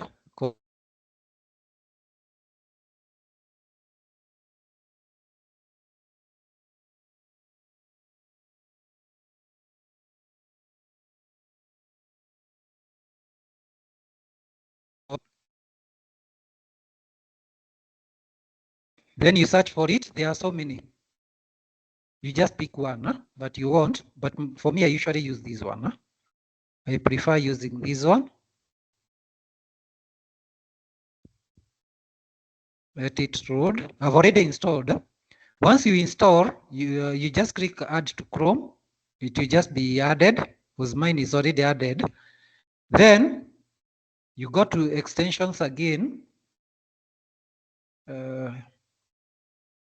It's hanging. I hope it's not hanging on your side. Let me close this. Let me also close the first one. So once you add to Chrome, you come back to extensions, then you click manage extensions. It will be part of these extensions. Like mine is this one. You only need to turn it on. Make sure this icon here is turned on. Then you can open it just to read through. Then you notice there is a new, where there is also my profile, there is this refresh button. So you go to your Google Sheets, you click on this icon for green for refresh, and it will give you now options to auto refresh your page. Here, you can set a time frame like 5 minutes. Then you scroll down, features, show, stop, auto refresh. Yes, so that when you click, it doesn't auto refresh. Then set refresh. How many times do you want to refresh? Maybe just 20. But then here you don't need to set that because you have already set time interval. Then you can, once you do that, you click start. It is active. Notice even my Excel spreadsheet is refreshing. It has refreshed. After every 5 minutes, you keep on doing that. Let me turn this off. So you click stop if you want to turn it off. Then you go, if you want to remove it, you just go back to your 3 bars, extensions, manage extensions, you turn it off. Because again, too much extensions on your browser may make your computer hang. So that's the Excel spreadsheet. I don't want to go into details, but next time now, I'm adding now some trackers and dashboards, and you're free to use it in your free time. So let me share back presentation. I come to Q&A. I pick a few questions, then we proceed. Let me also check time. It's already one. Link for track I've given. Volumes are absolute or actual or in millions. Those are in millions. And these I'm putting from Google Finance website. Might you have a similar tracker for NSE? Unfortunately for NSE, data is restricted because they usually say, but what I'm trying to do is create one that now you can feed the prices because you already have a price either from digital.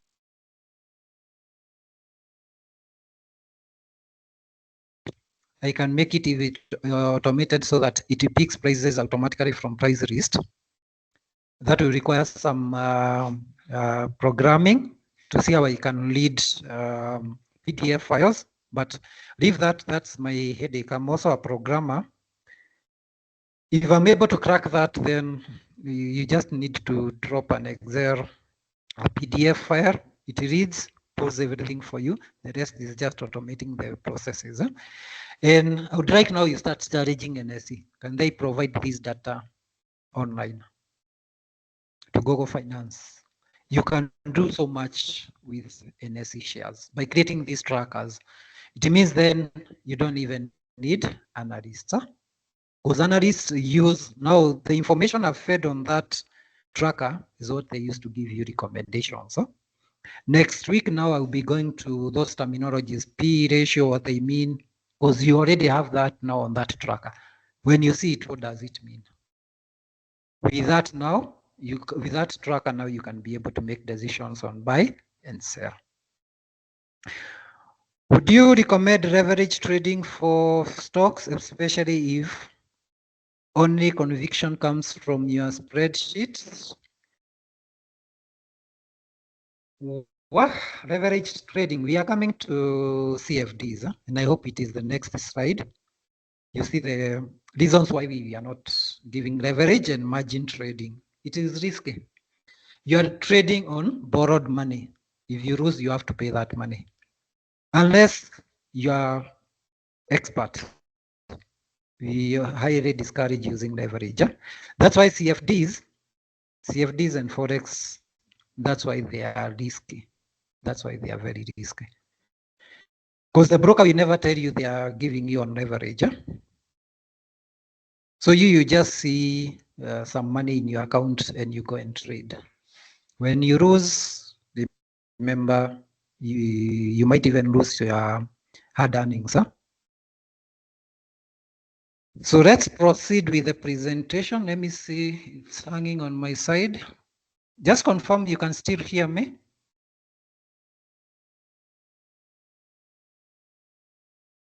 Just confirm you can still hear me. Confirm. Because the rest is a bit of a theory which I want to brush through, then we can call it a day. Let me just see the other questions.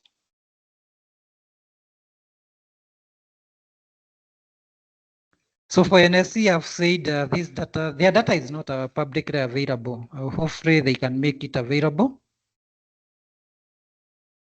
That way now you can create so many things for your investment. Let me see other questions. Why 52 weeks? because that's the only data you can get from Google Finance. But you can try and Google the Google Finance formula at attributes or variables. You see if they can give you more information. From my experience, trading options needs more technical analysis.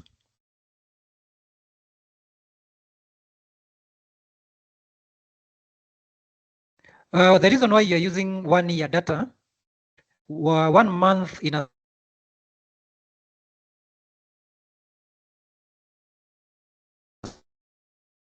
year or more, you can be able to presentation.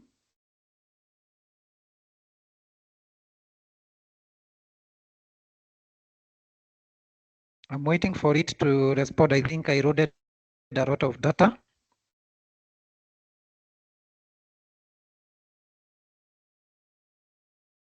Then I come to Q&A. And if you have any question, this is the time to put it on the chat. Let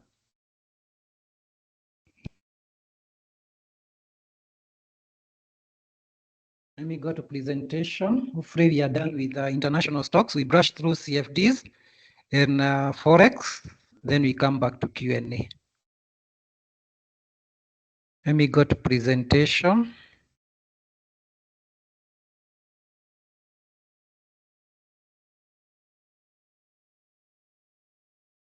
So you have seen the formulas and the tracker, and you can play around with that Excel spreadsheet. Feel free to do everything you'd want to do if you have saved a copy. So let's go next. Sorry for that. So we come to type of broker fees, and let me see if there is any. Beth, if you joined late, I'm happy to take you through. I'm happy to take you through, and I will also share this recording. Let me see if there are other questions. My mistake is that I've already underestimated Google's capability. With Google, you can do a lot.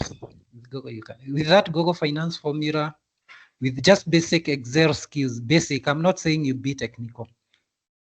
You can build some good worksheets or tracker that can help you investment, and you can use to even train other people.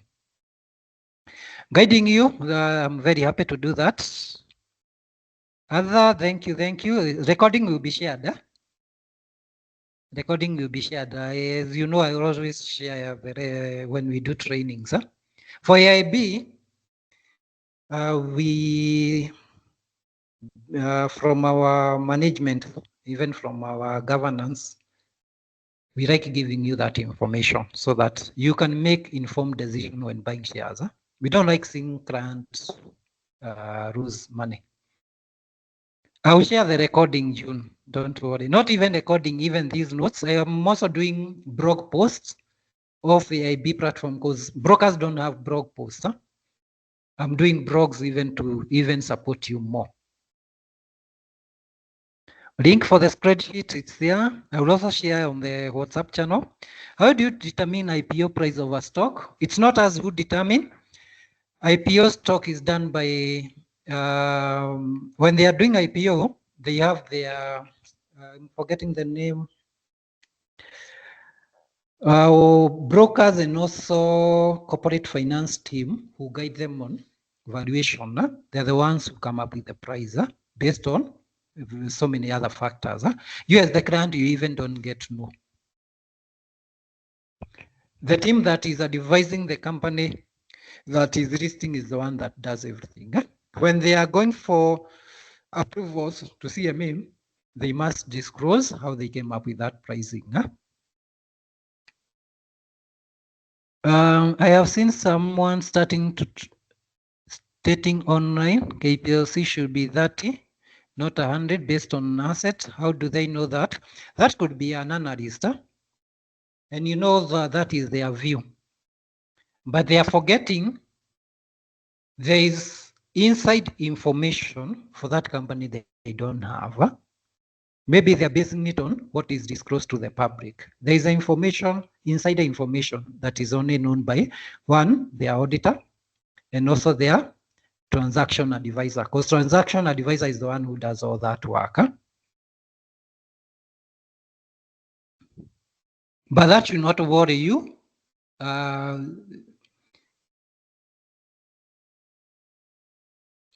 think you're talking about, is it the valuation? That is done by whoever is doing their valuation. Huh? Though you as a client, you don't need to worry. It could be maybe an analyst, maybe he has his own view. It's the same thing if today you are to ask me, what is the price of Safaricom? I'll tell you, I would expect it to be 50. But is it at 50? There are other factors that are affecting Safaricom. So that could be his own view. But there are transaction advisors who do that. Huh? Name of extension, it's auto refresh. Huh? It's only that it's hanging my browser and I don't want to interfere with the recording. How do we add unlisted stock to the Excel file? You just pick the codes.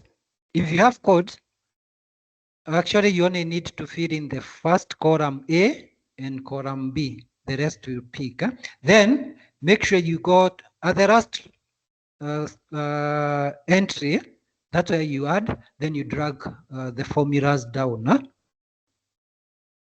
Most of them I will also try and drag down so that your work is just to add the exchange and the code. But I've added most of them based on what we are offering. Let me go back to presentation. The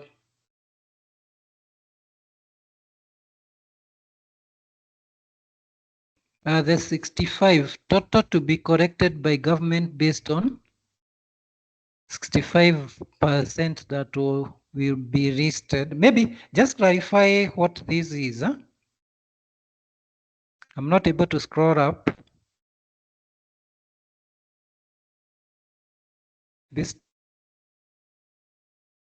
government-based. Maybe guest, you can try and clarify what you mean. I'll come back to that. Let me go to the presentation. We go through the fees because this is the most turning down point for investors. Brokers, most of the time, they don't disclose costs to you. There are two types of broker fees. Let me go up. There is commission-based, which AIB, all their products, they are commission-based, where we tell you the small fee you're paying per trade, buy and sell. And here, transparency is the key. You can see I'm charging you 0.8. Custody fee, I've told you it's 0.2. I don't have any other cost. If there is annual maintenance fee, 200. We come to commission free. Commission free broker will tell you no charge for executing trade. But let me ask you, AIB is a company occupying an office space. It has employees. It has its own cost. How do they pay? They are hidden costs, which as a client, you will never know. Because once you buy the shares, none of us goes to check their portfolio.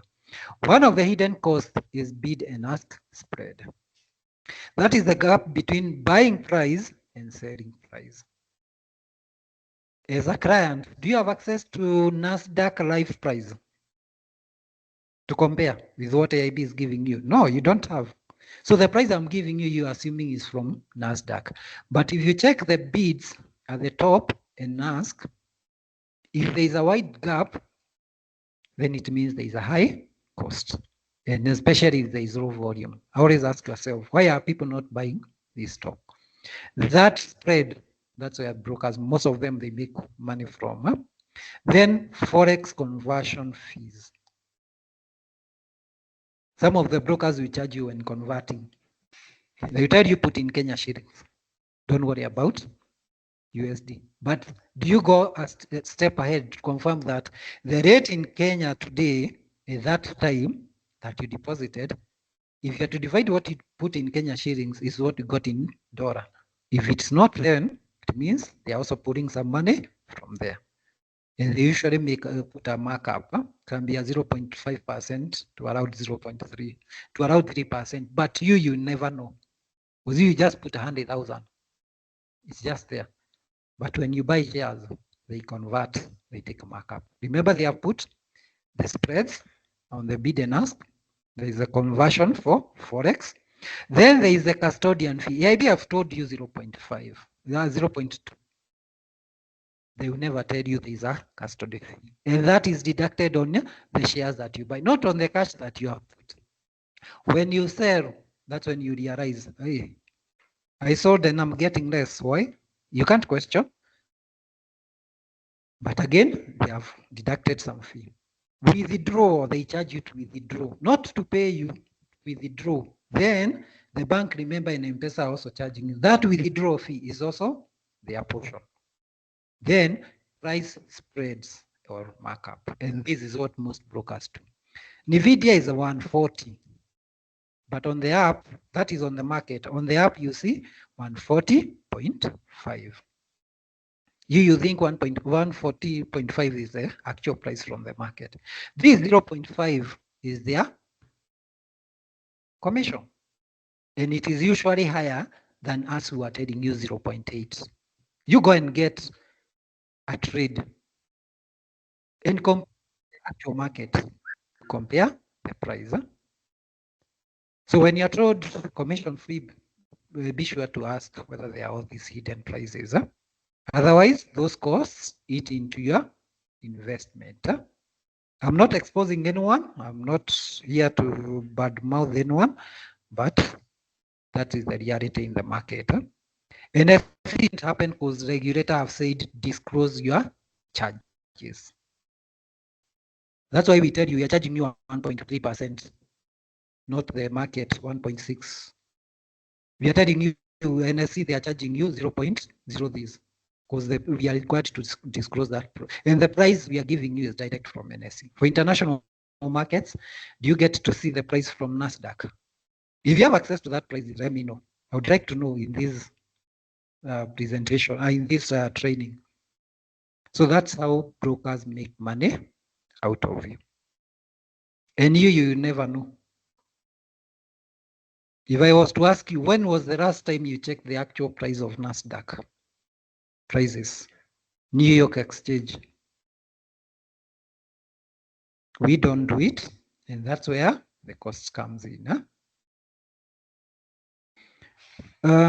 Is there a way I can, it's a question, is there a way I can stop my shares to be sold in no droughts? I realized if I sell 1 million, let me first pick this question.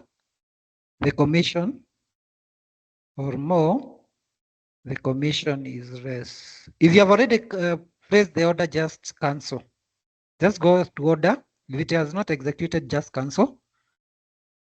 If you submitted through any of our wealth manager, just talk to them before the execution. You can cancel. On our platform, you can cancel.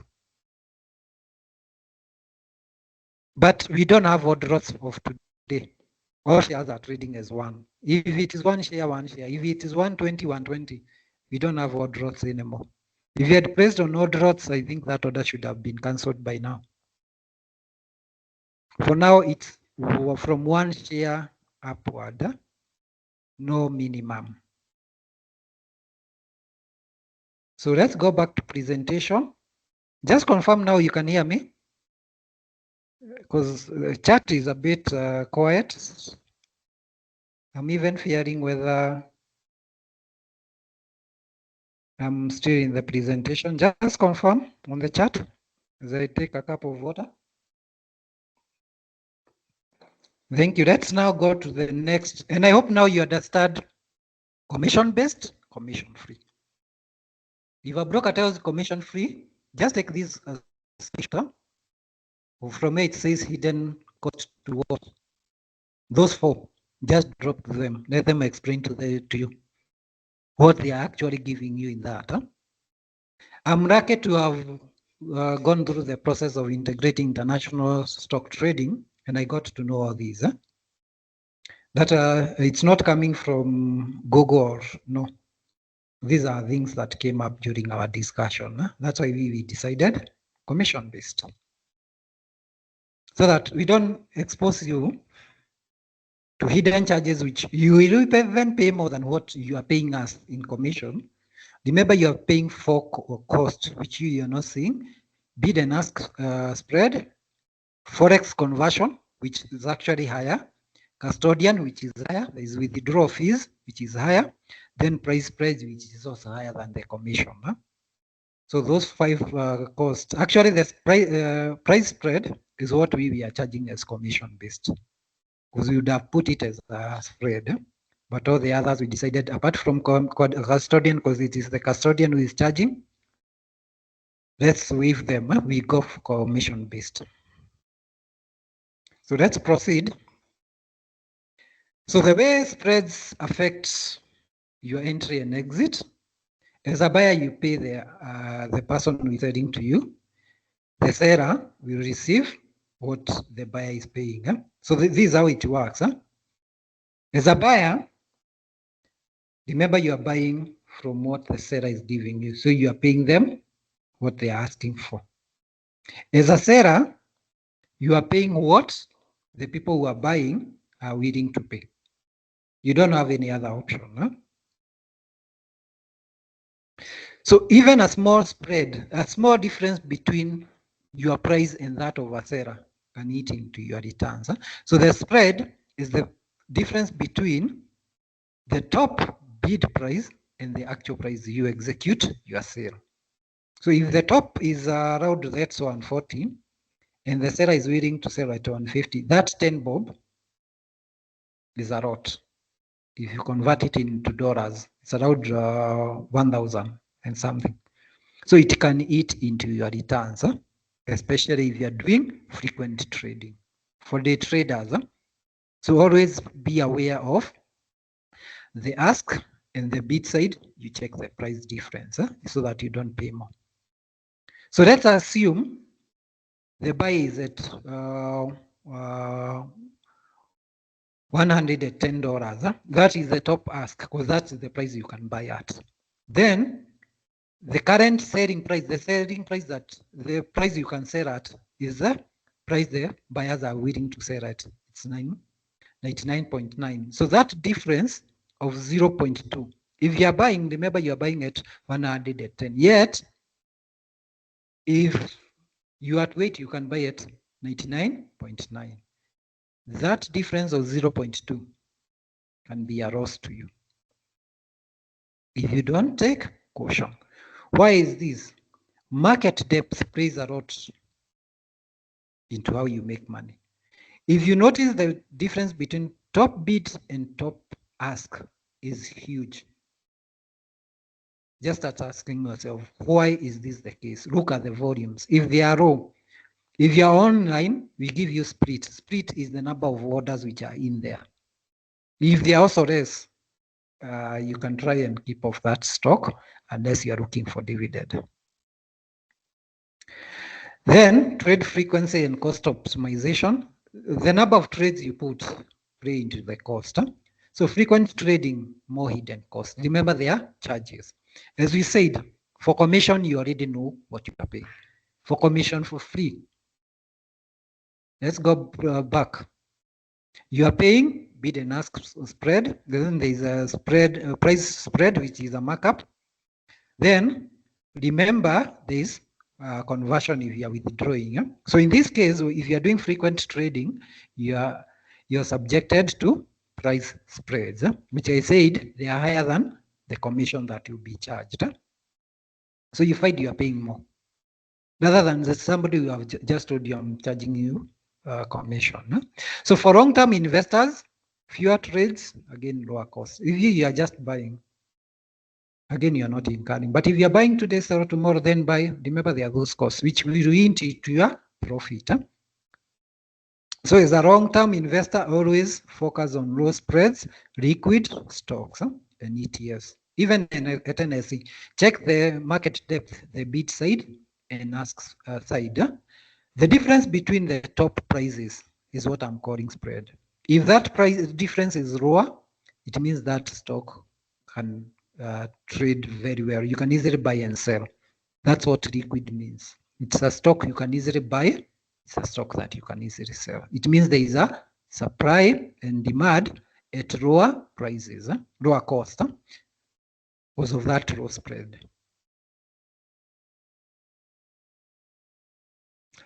If you are a frequent trader, I would advise aggregate your trade. That is, keep your money somewhere. When it is enough, do a single trade instead of buying daily, because it will have huge impact on your side, especially when you go to fractional shares. Fractional shares, you might find you are paying more if you are doing frequent trades. You just buy, hold. And as advice, always choose a broker with transparent pricing, and they are giving you availability of USD and Kenya shillings. Like us in the bank, we have given you both options, so that if you feel I need, as I told you last Friday, I think the previous one before last Friday, where you can also play with the currency. You can sell your shares when currency is low. Maybe you need money. Then you decide, I won't withdraw, I will wait for dollar to go up. So that time, you don't expect your money to be in EIB. You can have your dollar account. So you can pay from a dollar account to your dollar account. There is no conversion. You hold until dollar goes up, then convert into your Kenya shillings. So that's a way you can play around with dollar and make money. So let's go to the next one. So I'm done with international stocks. We go to CFDs. Before I go there, let's see if there's anything we can pick on the chart.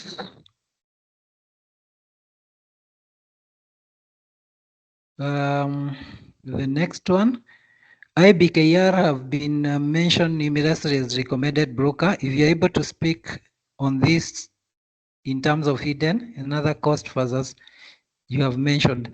Diane, I don't think I would want to talk about interactive brokers because I don't also want to. That's why I didn't want to disclose the names here. Always check whether they have local offices, customer care. There are so many things you check before deciding to go to a broker. The reason why you see interactive brokers being recommended is because there was no other competitor who had easy access. I think the other one was Dovu, and there are others. There are many. But then, what is the entry fee? How much do they charge you to trade? How is the withdrawal process? And very important, if they suspend your account, what happens? EIB, if I suspend you, you only need to go to CMA. I'm penalized. Interactive brokers, who do you go to? Who are they? Who is their regulator in Kenya? Not international. Remember, you can't go and file your case in international jurisdiction. Who is that lawyer who will want to go and argue with a lawyer from international interactive broker at US? Who will pay for that travel cost? It is you as the client.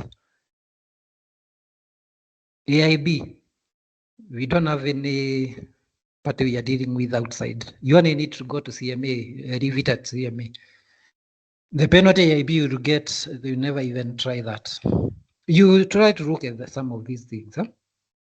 It is you as a client to make those decisions. I don't know how they charge, but I have interacted with them when we were integrating, so I don't want to talk about them. They are good broker, but always look at the positives and negatives, both sides. Huh? When trying to buy shares, I'm getting message runtime. What is the issue? Maybe you're trying to use ODD. ODD is removed from today. Use the limiter. But again, as I posted on social media, the new requirement for one share by NSE, it's not yet on our app. So you can only buy in multiples of 100 between today and the time we fully migrate our app. It's because, as I said on Wednesday, we didn't have any official communication from NSE. It actually came from our developer. We are even on our side, we are also shocked. but we have given them some time to implement that. But on online portal, which you can access through our website, under trading, then online trading, you can put any amount. So that could be the reason. Try multiples of 100 for now, but we are working on that with the developer. On NSC, on the NSC, can you differentiate between limit, market to limit with an example? So limit is where you are putting a price. You are saying buy me Safaricom Mahadi shares at, you see where there is a price box, you are putting 10 shillings or 20 shillings. That is the limit because you have put a price. Market is where you are saying go to the market, pick me anything as long as it is available. You don't care about the price. Huh? So what is the system will do? You put 1 million shares to buy at market. It goes and checks on the ask side what is available from the top price all the way to bottom. Huh? The first one clears. My order is sealed. No. Go to the next thing. Clear. The next one. So you can clear everything. The balance is cancelled because there is no more shares. Huh? And since you have not said convert my order to a limit, it will be expired. Huh? That is the downside of market orders. Huh? You clear everything. Now, market to limit is where you're saying market order. It clears the top price on the ask side. If it's not able to fill, remember it has not cleared everything else, it converts that to a limit order, your buy order, but now at that price. So that if another person is selling at the same price, they can come and sell to you. So market price, clear everything at the top ask.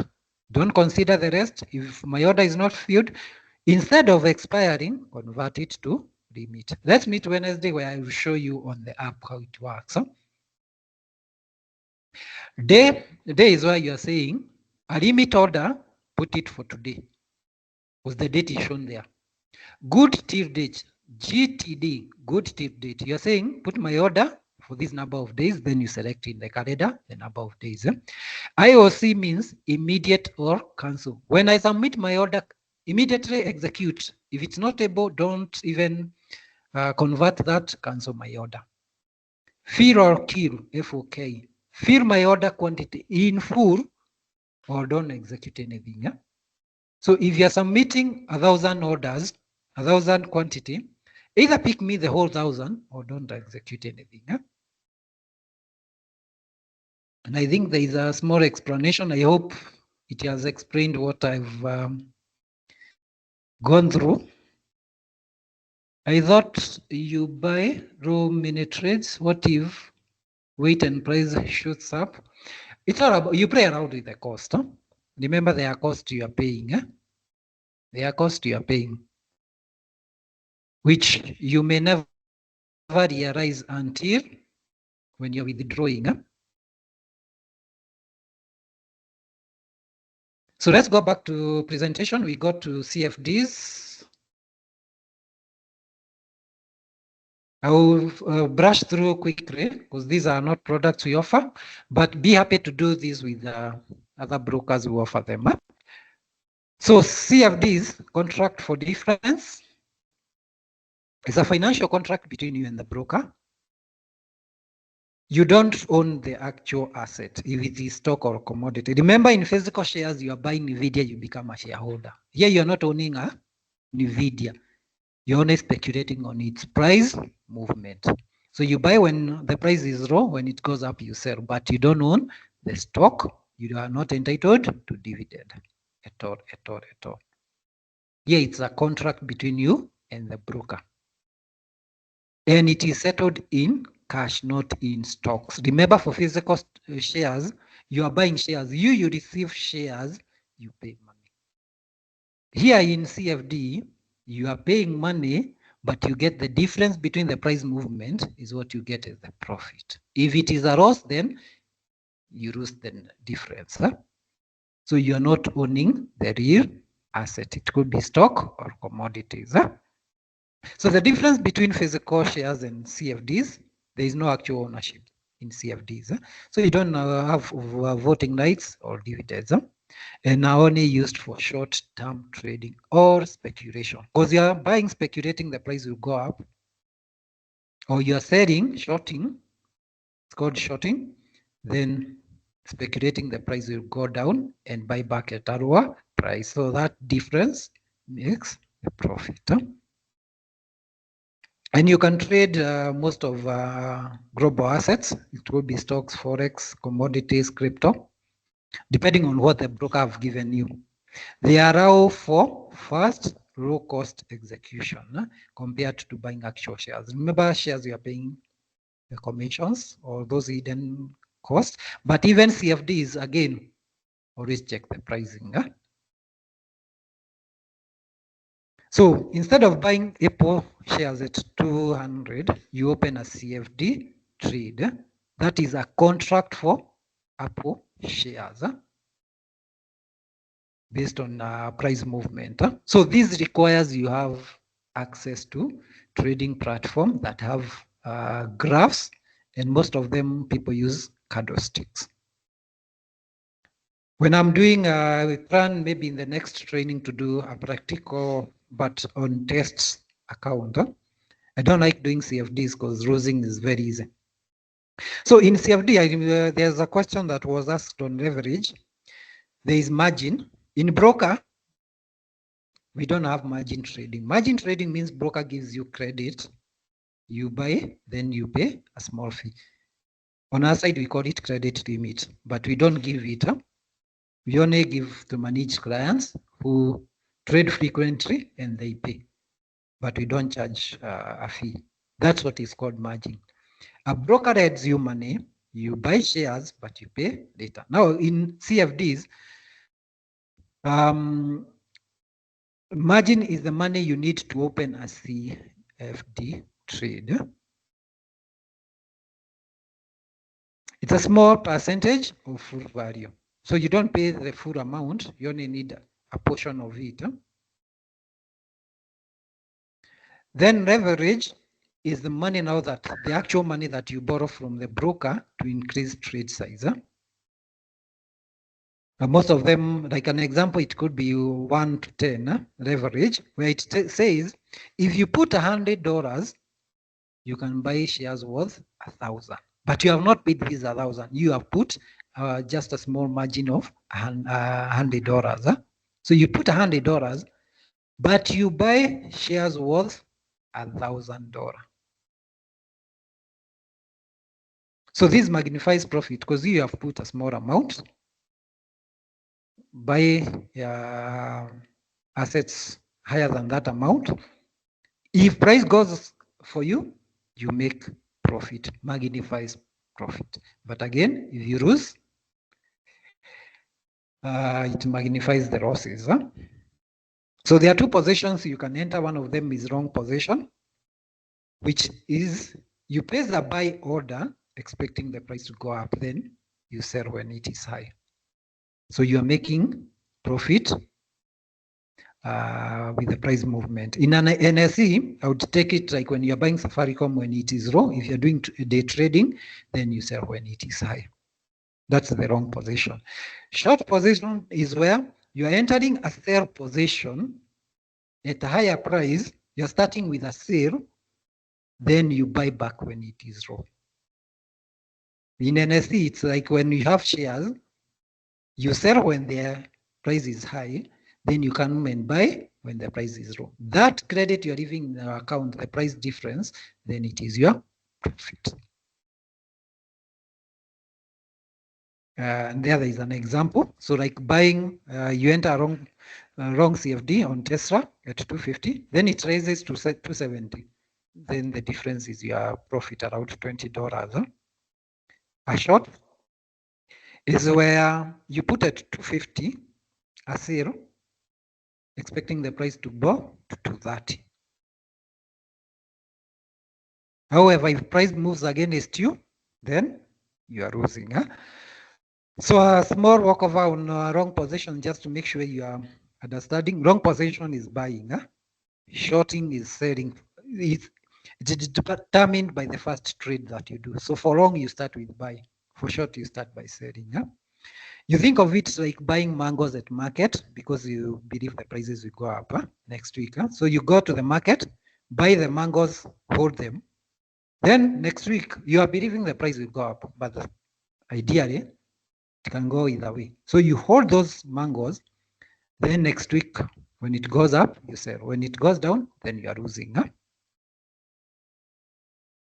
So in CFD and stocks, you buy shares hoping the value will rise, then sell later for more than you paid. But again, remember price may move against you. Shorting is selling. This like you go, again, an analogy of mangoes, you borrow from your neighbor. You go sell them at 20. Remember, you have not paid, you have borrowed. Go sell at 10. Then you're hoping to return those mangoes later to your neighbor. But remember, you have sold. To return mangoes to your neighbor, you go and buy back at current prevailing price. So you're assuming the price will have gone down maybe to 5. So you buy at 5. Now that difference, remember you sold at 5, you sold at 10, you borrowed, sold at 10, then went back, bought at 5, you want to return to your neighbor. So you're returning to your neighbor at 5. So when you're borrowing from your neighbor, you're thinking you return back the mangoes at a lower price of 5. Remember, your neighbor didn't tell you how much they need. They just gave you the mango, go and sell. But you go and sell at a higher price, then you come and buy back at 5, return the mangoes. That price different. What if it goes against you? So risks to consider when doing CFD. You can lose more than you invested, especially if you're doing leverage trading. Then there is margin calls. If market moves against you, remember I've said you buy low, you are expecting to sell high. You already have a position open, you're bought low. What if the market starts to go against you? Remember your positions, it is on real time. You are losing on real time, and the broker needs to put back your position to what it was. They'll do something called margin call. They'll tell you further more. You have seen it in derivatives, those who have done derivatives. We'll ask you further more. You are putting more money in. Remember, there is that initial investment of the margin. There is more you are putting in. What if market continues moving against you? You are still losing. Then forced liquidity. If they do margin call and you don't top up, broker, in their contract, they have told you we can close your position, selling off or buying back. So your positions are closed at a loss. So you lose even your small amount that you had put in. And remember, your account can even go into a debt, which you need to pay. So high leverage, high risks, especially for beginners. So for CFDs, if you're doing them, start with a one-to-one where there is no leverage. Always ask for non-leverage account. Make sure your account doesn't have leverage at all, so that you don't lose. So have one-to-one, which means for every $100 you put, you can only buy contracts worth that amount. Even for physical shares, there are those who tell you you can buy on leverage. No, don't go for one to whatever. Go for one-to-one. That whatever money you're putting in is what you're buying. If price goes up, you're losing the money you're putting. You don't need to be caught to put extra money. So I hope now you understand CFDs. If you're doing trade, first start by simulating using a demo account. I will try and see which broker can give me a demo account next Friday, then we can see how it works. Most of them, they give you with virtual money. Play with it. Make sure you understand how CFDs work. Practice. You're not losing because the broker have given you free cash. Test all strategies. You see those candlesticks? Test them, how they work, understand before you put real cash. It helps you build that confidence and understand order execution. Play around with stop loss orders. Play around with take profit orders. You see how they work. So if you're on leverage, then leverage allows you to control large trades with small deposits of which are margin. Now the profit or loss you get is the full position of the size. That is, if you're controlling a 1,000 trade, you multiply by price movement. It's not the margin. The margin doesn't determine the profit. It is determined by the full position. If you're using 100 to buy a position of 1,000, then your profit or loss is based on the 1,000, not 100. So if price rises with 5%, then you run 5% of your leverage. It's around $5. $50, sorry. So it is 5 over 100 times the position you're entering, let's say 100. So if you do that mathematics, 5% of 100, remember you're basing it on the position, which is 1,000. So 5 of 100 times 1,000. So 5 times 10 is around $50. So you gain 50% of your margin. So if you put 100, you are getting 50% of that, which is $50. If you lose, then you are losing the same amount from your 100 you had put in, but because you put 100 to control a higher position. So that's how gains and loss work. I will come with a good example. It's only because of time I didn't want to go into Excel, how you can work that out. But big leverage, faster gains, and faster losses. Tools for managing, make sure you have stop loss orders. They close trade automatically when prices hit the lowest you have put. It prevents you going into larger losses. But remember, these are trades that will execute automatically. So you make that loss automatically. Take profit, it closes the trade when you hit your target profit. These you can put when you anticipate you won't be there watching, but you want when it hits that profit, you take it. So you lock gains before market reverses. Then there is a trading stop. It moves with the market to protect profit. Always monitor market. One, for market volatilities. Any sudden price changes, it affects CFD performance. Volatile assets, they have high risks, but also high rewards. Then also check economic calendars, because these are the ones also affecting CFD prices. Use it to track major events. Then news that impacts currency and commodities. Let's go to the next product, is Forex. So that's on CFD. What is Forex and how it operates? Forex is a global market for trading currency. You trade currency in pairs. So you are either buying, you are selling USD, buying maybe euro. So it is one trade. You are selling, let's say if it is euro stroke USD, so you are starting with the first trade for euro and counter trade for USD. So it is the largest financial market in the world, and you aim to profit from changes in exchange trade, in exchange rates. So like you buy euro against USD.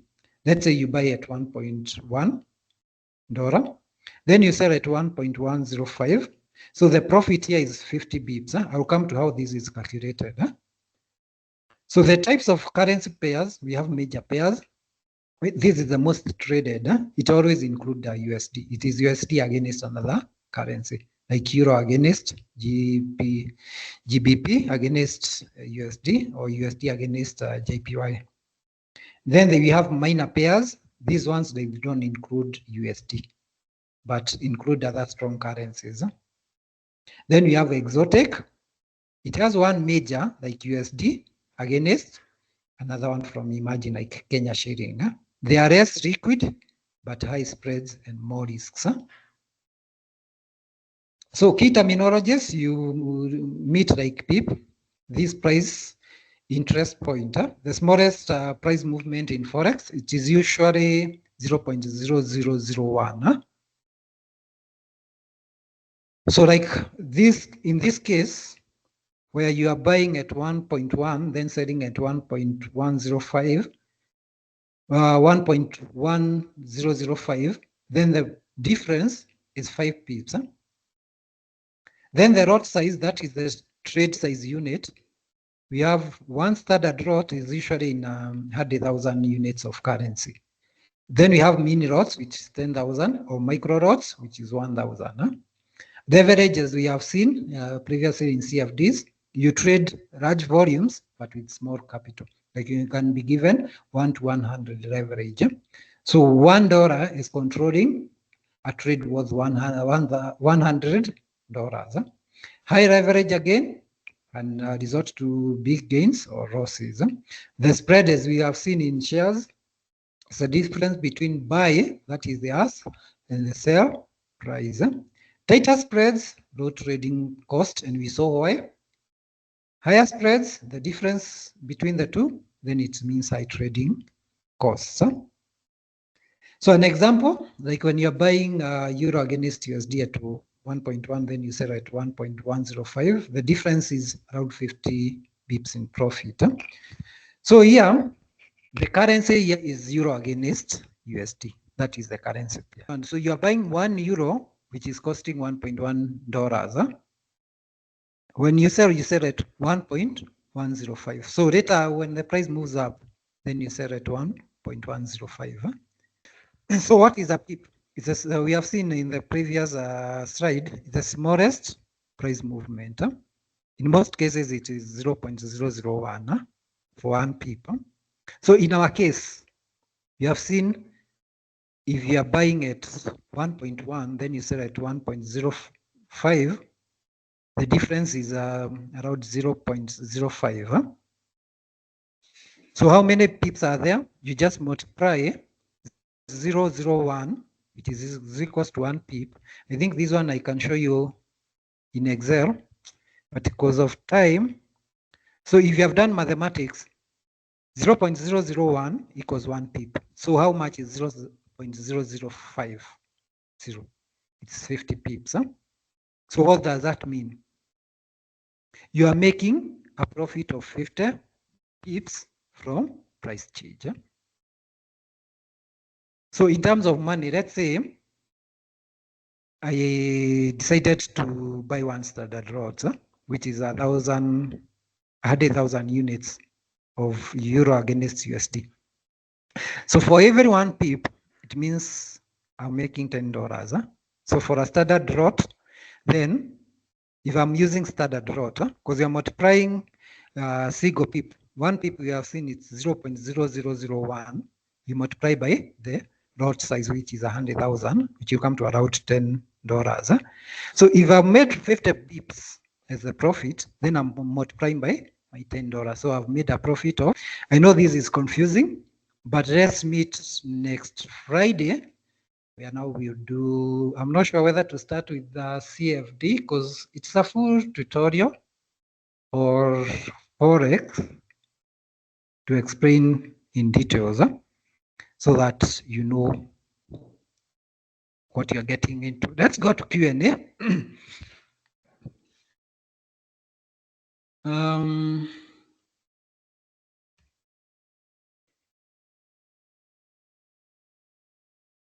I saw NSC advertise the offer short selling. How does it work, and is it worth? There is no short selling at NSC. I have not seen that information because short selling is same as leverage trading. It means you are selling what you don't have, then you provide shares later, or you buy back.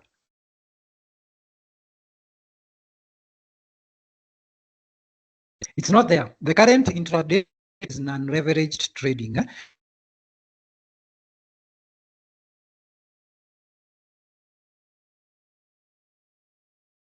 To buy. There. Maybe they're working on the regulations. Hopefully it doesn't affect market. By regulations, it's not allowed, but international markets, it's there. You find it's there. Let me go to Q&A section. I see if there is anything. I think callings have played a big part in answering. Let me see.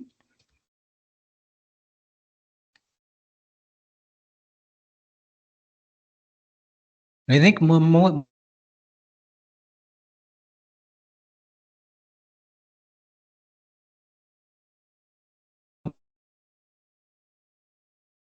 So let me see if there is any other question on Q&A. I would like to wind up. That's why I'm checking whether we have any other question. Today my laptop is hanging. Just checking whether we have any question.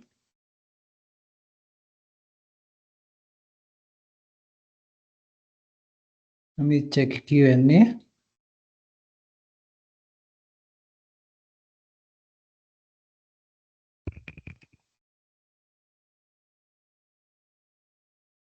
Option trading, I think that could be on derivative side.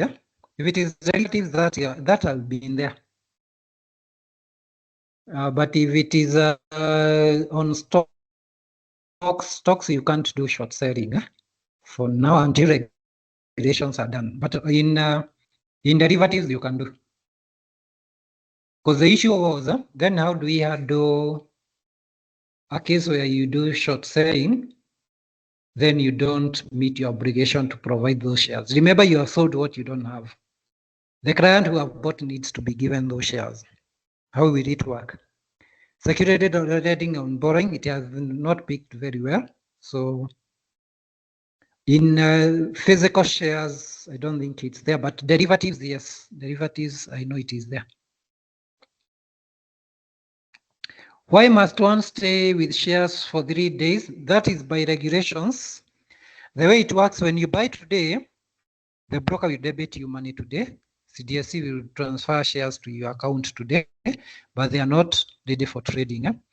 Then the person who have bought, the broker will credit the credit in the account, but both parties, the buyer you can't sell the same day, and the seller cannot be paid the same day. Why? CDSC by regulations are supposed to receive your money on the third day, 5 p.m. That's when they release the shares to the buyer and they release money to the broker. Because there is that window between the trade day and the third day to allow for any alteration in the market. So that's why there is that T+3. It's there by regulation, but it's to allow for any changes in settlement. You may want to change, maybe trade was erroneous and needs to be moved. Remember, a trade that I've executed cannot be cancelled, can only be moved to another willing person who is willing to take those shares or to be willing to take that buy position. So once that is done, on that day, 5 p.m., it is assumed by that time, brokers had time to move shares. And by that time, now you're free to use your shares. That's why after settlement, you can't do the allocation. You can only sell in the market. But that is by regulation. Hopefully, NSC, CDSC, and CMA and CASIB can sit down, work on it. We got 1 day settlement, or if possible, 0 day settlement. T plus 0. Hopefully that can come. With that, I think I've exhausted most of our Q&A. Which is the best price to use to buy shares to ensure transaction? If you are buying, go to the offer side, the ask side, the top price. You get immediate. Or you use market order, but make sure you check the top ask side, the number of shares. You don't exceed that. So market order will execute, but make sure you check top ask side, how many shares are there. Alternatively, you can use that same price because it's the same price that market order will execute. If you're selling, go to the bid side, the top one. Pick that price, the number of shares, or you use market, but always check quantity so that you don't clear everything. Otherwise, you might put a market order, you clear everything, push prices down,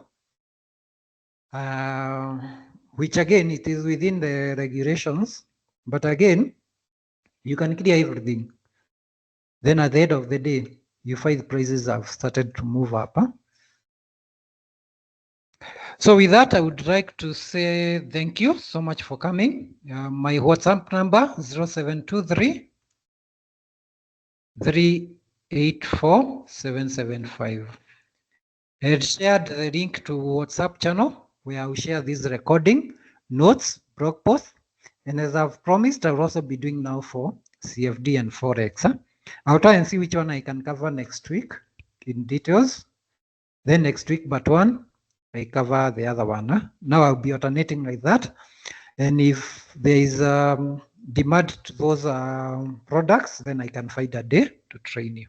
So thank you so much. Let's meet next Friday.